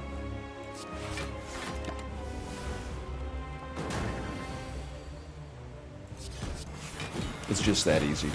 Chemical X Expunger. I don't know if I've ever had it before. Lesson Learned has to be like the best bad card in the game. I feel like the more I play the Watcher, the more I basically take Deus Ex Machina every single time against the Act 1 boss. Because it's like you're always happy to see it, even if it shuffles a couple of miracles into your discard pile. But I don't, like Omniscience, I don't even know what I would have at target here. Could go worse than like a talk to the hand, I guess, but...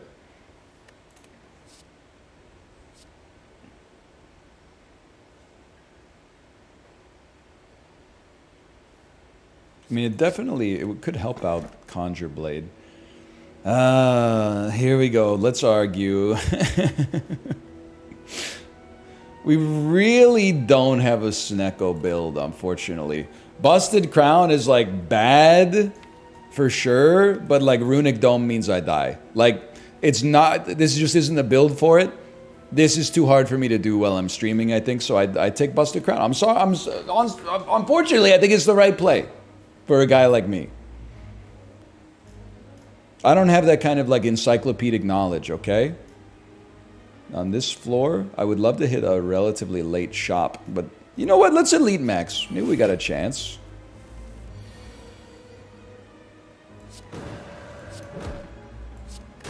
It's pretty good. Synergy with a speedrun anyway. Ain't that the truth, brother? Maybe. Ooh. Get lethal. See ya. I guess yeah, you're right. It's pretty good with Singing Bowl.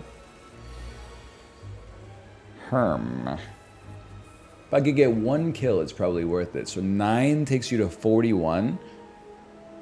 Yeah, you would definitely die.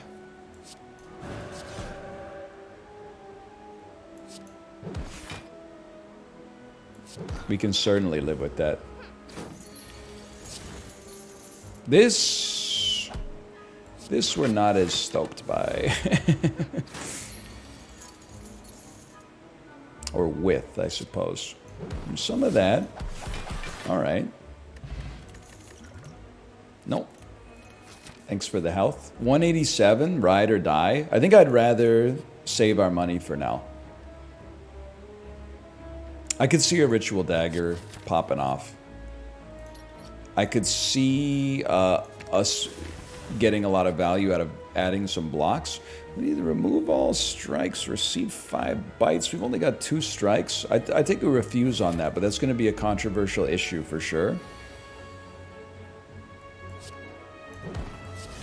I accept the controversiality of that, and I move on.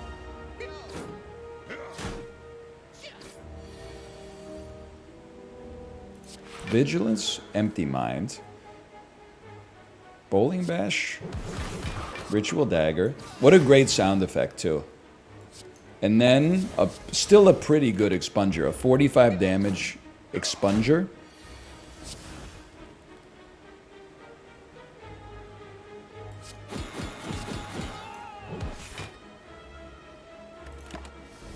We take those. I reject your controversiality and substitute my own. What is that from? I'm joking. I'm 35 years old. Okay, you should go. I should be using potions, though. I do think I have to rest, which negates the whole reason I came in this direction to begin with, but...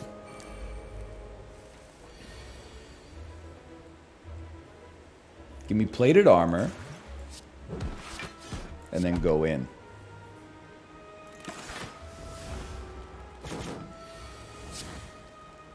Vigilance. Empty mind. Talk to the hand. Because the face don't want to hear it. Honestly, I think I'm a different kind of beast. I burn Ritual Dagger to not take any damage.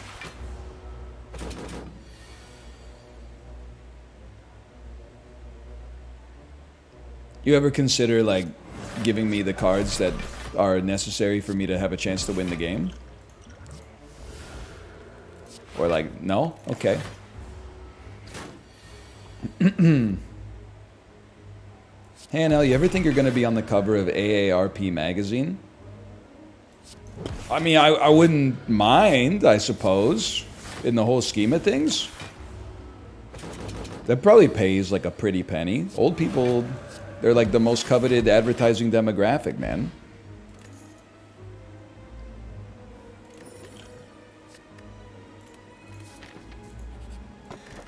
Bag of prep and smiling mask. Now we're talking.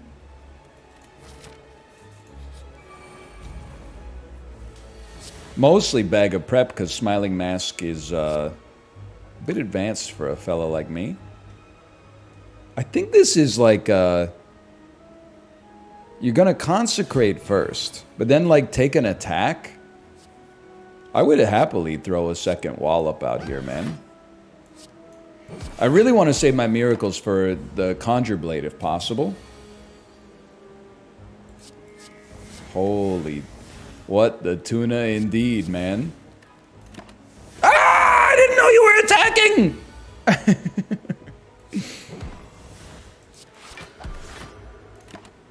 I thought he was guaranteed to summon minions on that turn because we took care of the minions on the previous turn.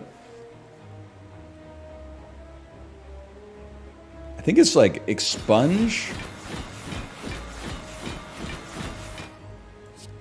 Erupt Ritual Dagger. Okay, we're still alive.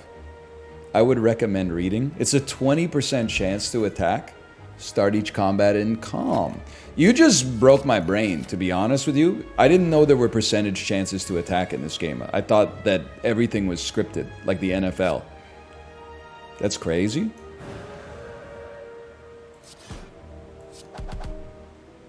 Order.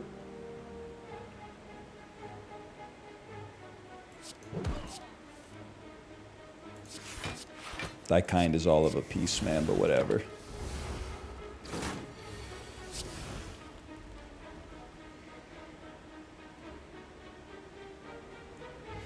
We're gonna draw Ritual Dagger next turn. Ritual Dagger is gonna do 46 damage. I think you don't play Expunger. You just draw Ritual Dagger and finish it off.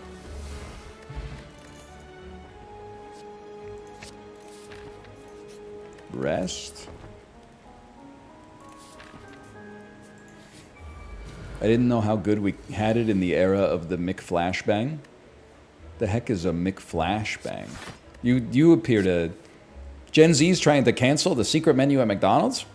Trying to cancel the what?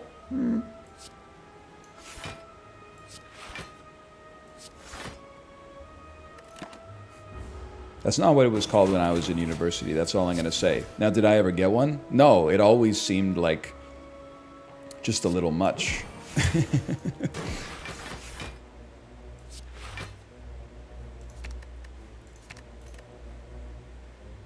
I mean, like 2 burgers mashed together? With a little chicken patty in the middle? Okay.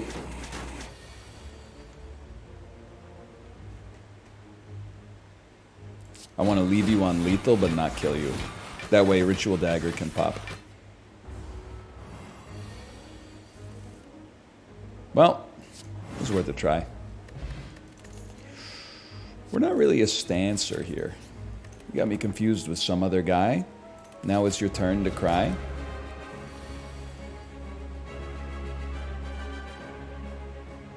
You definitely gotta go sicko mode turn 1.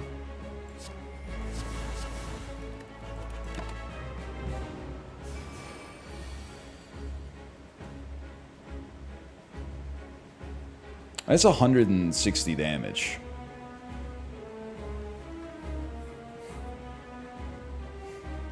You start in calm? Yeah, but I don't want to add a 4 damage attack to my deck when I got a 160 damage attack right here.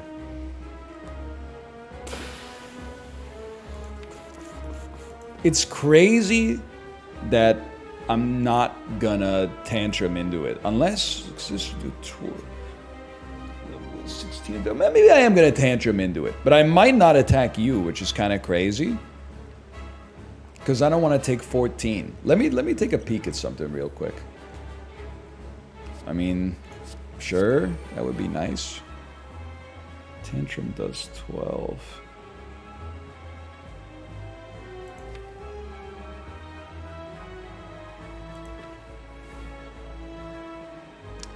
It sounds psychotic. Well, no, we gotta hit him. Yeah, that definitely has to be done.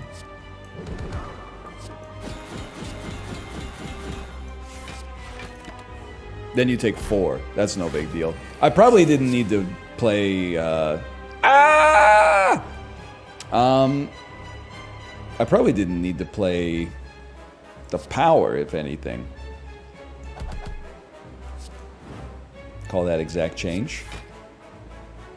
Don't want to see it. It's not that bad.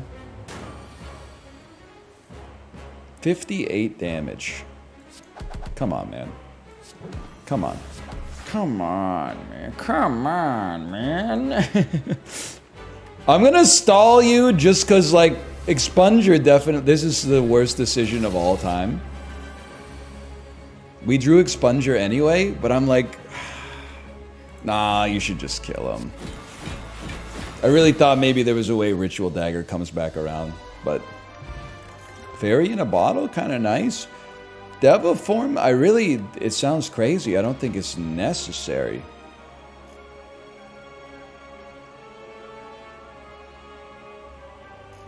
Because we really want to play Conjure Blade the first turn it shows up. We can't stall to, like, make the Expunger better later.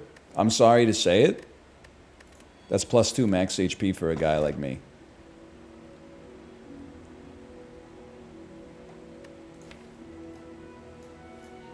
He's actually speedrunning for once, though. I mean, I can't believe I'm saying it. I can't believe I'm saying it, man. Well...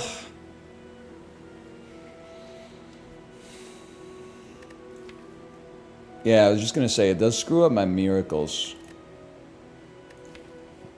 Fusion Hammer. That's true, we don't have that much to upgrade. We could totally get by with Fusion Hammer. It's not that bad. I mean, it's the worst it could be, but it's not that bad.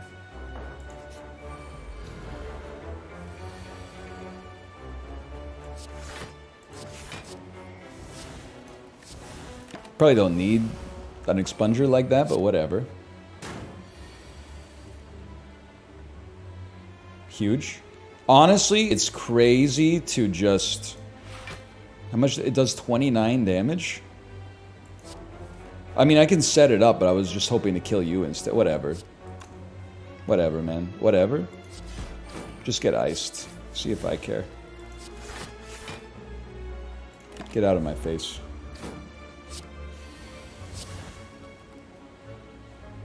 It's a beautiful opportunity to kill you. Did you get Ritual Dagger early? Not so early. But it's popping okay. This is where somebody chimes in and says something like it's literally the earliest you could have gotten it or something.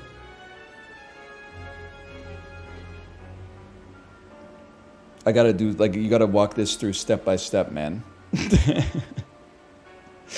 First hit takes me to 13 block. No, it takes me to 14 block, and then takes me down to 6. Second, I don't think you can play it. You gotta wait. I don't have enough blocks, man. I actually hate this guy. Just hit me. I literally don't care. Get out of my face. I'm in your face. Don't need it. We don't need it. We play expungers. Our expungers are the value. Cultist Potion, I think, is the play there. We want to keep Fairy in a bottle. Does 34 damage. That's a beautiful number for a guy like me, because we can erupt, kill you, wallop, and then hit you with the tantrum. This is feeling pretty good. Talk to a hand? Yes, dude. Yes. Developers. What is this draw?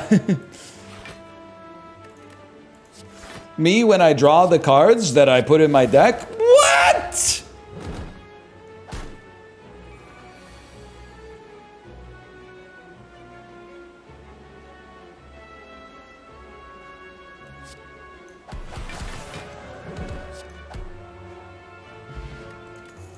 Oh, that's right. Ritual Dagger doesn't count unless it's the last Andrew. My mistake. That is my mistake.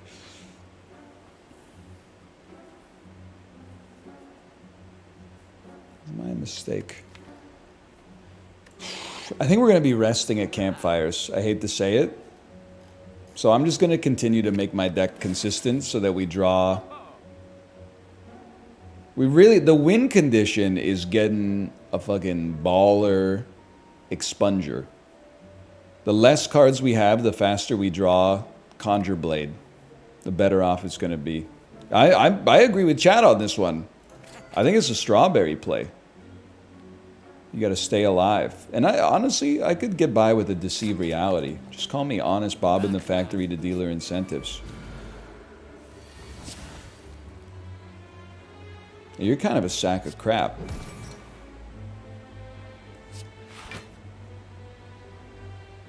I love that, though. You a strawberry fan? I don't really like it. Like the fruit itself. Not like in the game, it's fine. I think.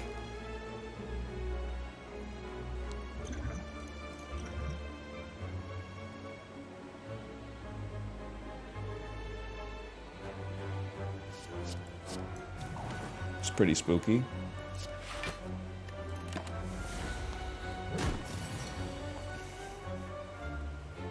Now it's going to be something like Erupt, Consecrate. We have to be able to play an Empty Mind. You're already doing 0. We don't have to play an Empty Mind, as long as we can exit stance or do enough damage on the next one. So you fucking let it fly, bud.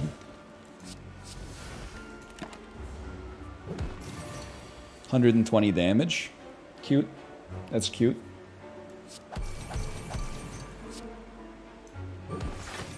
I'll save Ritual Dagger, you never know. You never know, man. Be nice to have Talk to the Hand out there.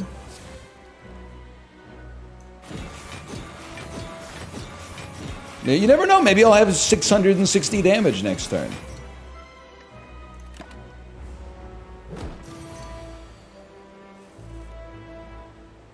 You're not gonna let me exit my stance, huh?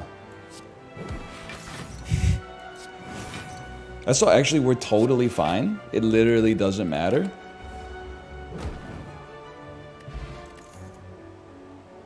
I think Empty Body's kind of important too. We do need some block.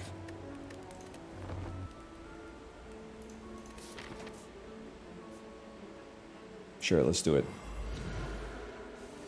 It's alright, because you know what it comes down to? The only thing this shit comes down to is having a fucking baller expunger, and then you own his ass. And this is the dream, man. I'll spend Tua on it, but that's fine. Now it would be nice to enter Wrath on the turn in which we play our Explunger. Let's see what we're scrying next turn. We want it, and we want that to be able to exit stance, and then we're loving every minute of it, Jerry. We're loving every minute of it.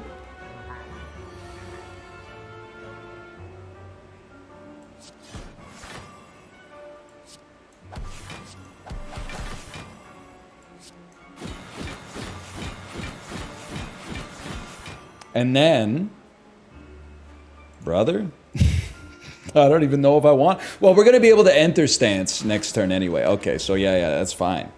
Just draw Expunger again. We shuffled. You sack of crap.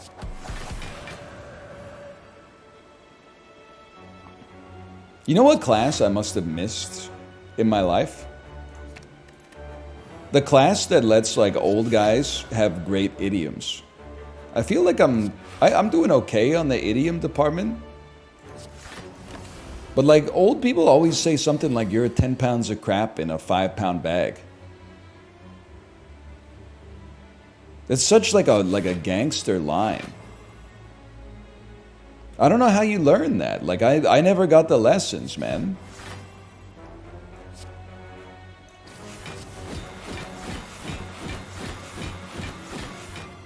That's fucking sick, dude. You learn it in the army. Oh. That's my problem. I'm a Navy man. In the army, of course. That was a great elite fight. Akabeko? If I could just stall and play Conjure Blade on turn 1 for 9, and then Expunger for 400 on turn 2, with a potion that puts me in the Wrath state. Actually, Fear No Evil could be kind of pog. Come on, man. This motherfucker again? Every day with this shit? Breaking my balls? I hate this guy. 32 damage? That's even worse, man. 27, now we're back at the fucking start. Whatever. You know what, bud? I gotta try. Fuck you, dude. You're right. I just can't with this guy. You're absolutely right. That's pretty good, though. Let him go. Let him go. Which attack were you trying to get? I don't know. I was hoping maybe he had an attack where he did like 6 damage or something. See, now we're talking. It's gotta be like this. And then this does 120. That's so fucked up, dude. This does 68. This does 26. Get a life. I was trying to make Ritual Dagger work, but whatever. Not necessary for a guy like me. Okay, Vaira, Nunchaku. We still have 2 Omamoris, man. I think we skipped the shop to try to get the question marks to leverage our Omamoris. As risky as it may... Okay.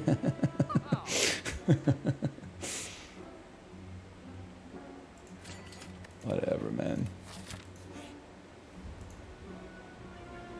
You gotta take an eruption. I can't give you my Conjure Blade. It stings, but it is what it is.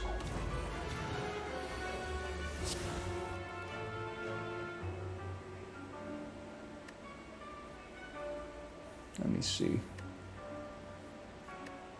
Got Akabeko. Don't forget about Akabeko. Tantrum actually goes insane now that I look at it. Tantrum Akabeko goes crazy.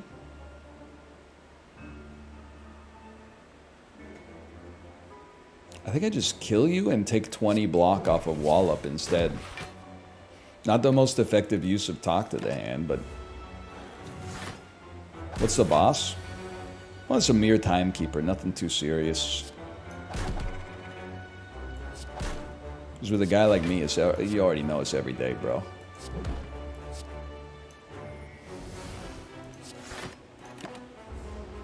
Timekeeper, I don't think our deck is like uniquely bad for dealing with the Timekeeper, to be honest with you. I think because if anything, yeah, Conjure Blade kind of hard counters him. 2 Cultist Potions too. Now the real problem is we got to make sure we don't die on this one, because I'd love to keep the Fairy in a bottle as well. Trust me, I see the meat and the potatoes here.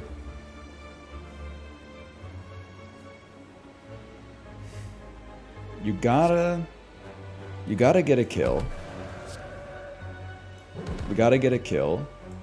And then you gotta play a beast mode conjure. Maybe you can play Talk to the Hand and then oh, you get refunded the energy from Nunchuck. He's insane with it! Now, if I'm being 100% copacetic with you, I'm tempted not to enter Calm, but I'm gonna enter Calm. But I'm gonna enter Calm attacking you.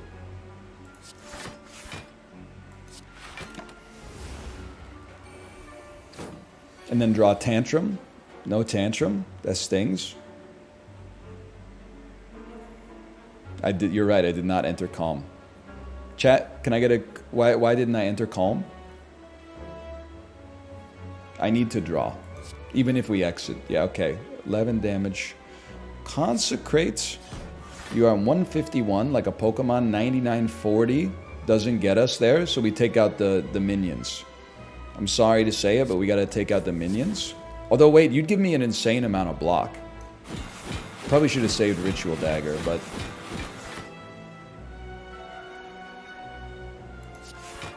is what it is.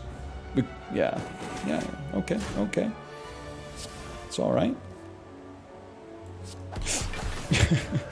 I didn't notice you were attacking. That one might not be based on probability. That one might be based in reality. Still attacking? That's like serious get a life hours. Ornamental Fan. It is tempting to dump Fairy in a bottle for a Dex Potion, but nah, man. Nah. We won't be doing that.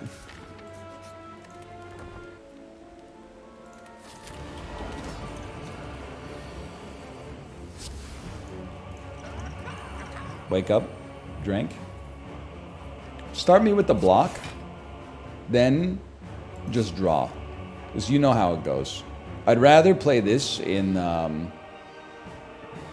Wrath. It is like a 50 damage difference. That's my turn. Go ahead, take 9. Okay, we're not gonna make much use of Akabeko. I feel like you need Talk to the Hand. I don't think you need Wallop, man. You could play Wallop later. They're scamming me. I need to be able to play Conjure Blade next turn. Perhaps I only need to be able to play Conjure Blade next turn. And 3 miracles. Yes, dude.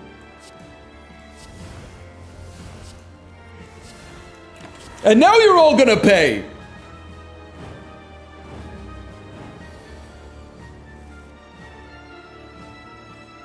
Yeah, it's over for you, sweetheart.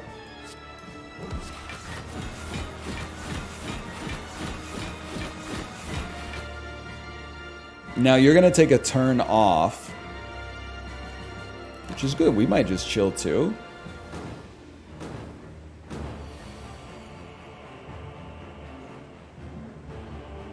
I do kind of want to draw,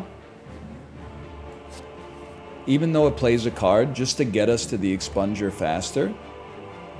Kill this turn. Yeah, I don't think that's going to come to pass. Like, 45.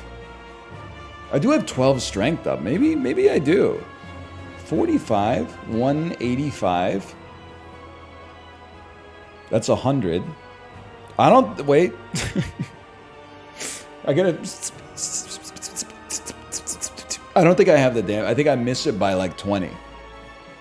I have 45 plus 140. 178. Wait, I got it. I think I got it. I have enough cards too.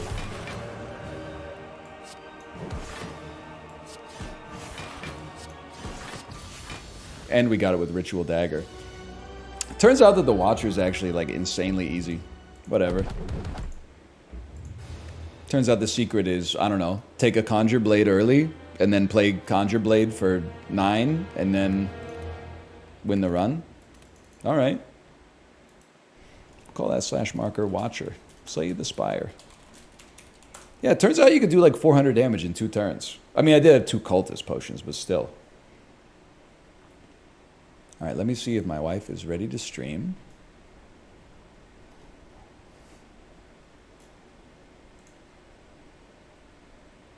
I will test that by typing hello. Are you ready to stream?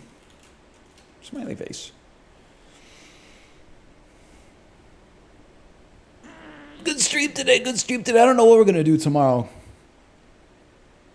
We got to get Gaben to put Deadlock on at like 6 a.m. Pacific time. The suit is too much, man. Wait a second. Here we go. The suit is too much. Collared shirt, nice pants, and a casual blazer. Nah, I don't think it's going to happen. The suit is a collared shirt, nice pants, and a blazer, man. You're describing a suit.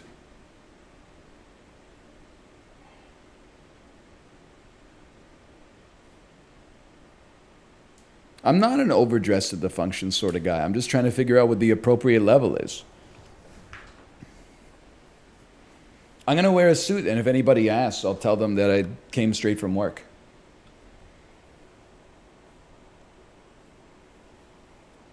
Dress pants and a polo? Nah, they're going to think I'm a realtor. No disrespect. Maybe the only worse job than a streamer. Bro's really watching the credits. Polo's too casual, I think. That's my take, man. I would definitely be more comfortable being slightly overdressed than underdressed. Because overdressed, you can always just lie. I mean, let me put it this way. One standard deviation underdressed looks bad. One standard deviation overdressed fits in. When you get 2 standard deviations overdressed, that's where you're like, oh, this guy's weird. Like when you show up to like your first day of university in a suit and you're not in business school. And everybody else is wearing like a Nirvana t-shirt. That's where you're off. But like if you're the only motherfucker who shows up in a polo shirt and everybody else is wearing suits, they're looking at you to be like, you know, hey, there's a guy throwing up in the corner. Can you go handle it?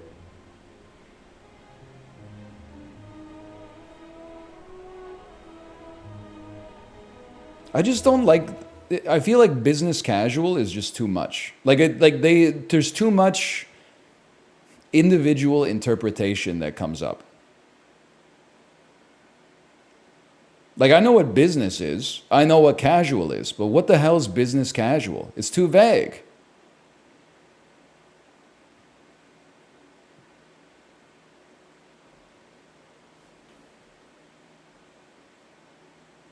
Yeah, I'm feeling suit, no tie. Maybe I'll even go suit, no tie, and I'll unbutton the top button. But I'm not going to flare the collar.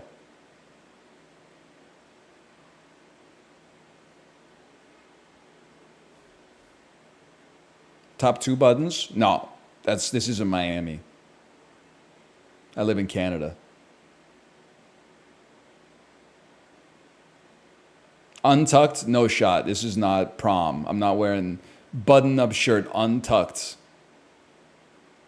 Like, honestly, that's the most insulting suggestion that's been given here. Untucked dress shirt? Who do you think I am? The guy in the K-pop group that raps? You got a tuck. That's a tuck. It's not a half tuck. That's like a lampshade on the head. You're not half tucking. This is like a school thing, man.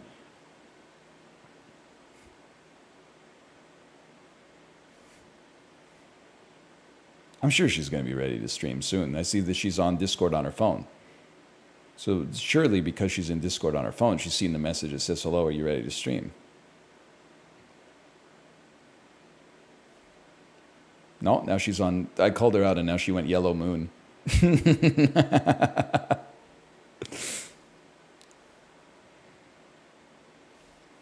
I'm always watching.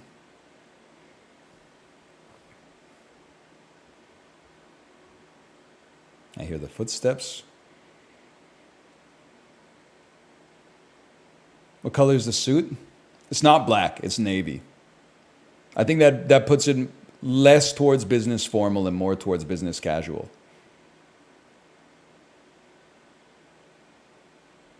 Maybe it is black now that I think about it. I'm pretty sure the navy one is the one I bought when I got a dumbass got a tailored suit when he was 45 pounds heavier than he is right now. Now when I wear it, it looked like a fucking clown.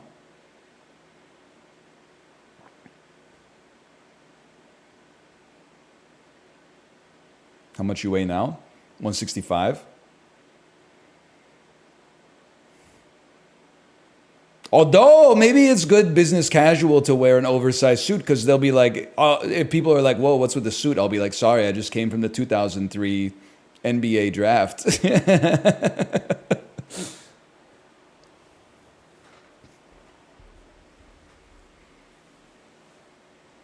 I don't know. We'll figure it out. Maybe I'll just wear this t-shirt.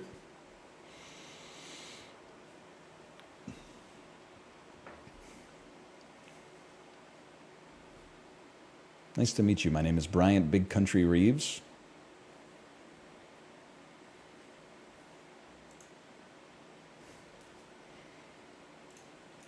Jake S. She said yes. I'm going to say Jake S.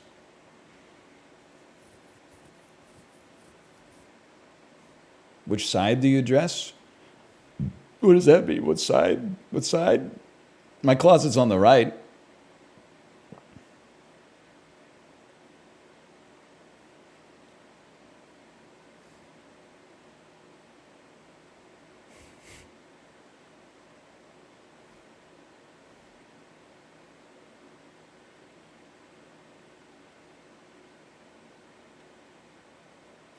You sleep next to the door or the window? The window. Unless we're in a hotel, in which case I sleep on the side that doesn't have the outlets. This is like a Jerry Seinfeld bit waiting to happen if he wasn't still doing shit about like driving on a parkway and parking on a driveway. Every single hotel on earth needs to have outlets on both end tables. There's nothing worse than being in a hotel that was built in like 1921 and there's one outlet like next to the TV. And you're like, fucking really, dude? Couldn't just like get an electrician in here? Like we need a phone charger next to the bed. That's what you do. And then when you only get one charger, you gotta be the good husband, right? You gotta be like, okay, fine. You can sleep there. I'll deal with my phone being either like sleeping with no phone or alternatively, waking up with your phone on like 41% battery life or something like that.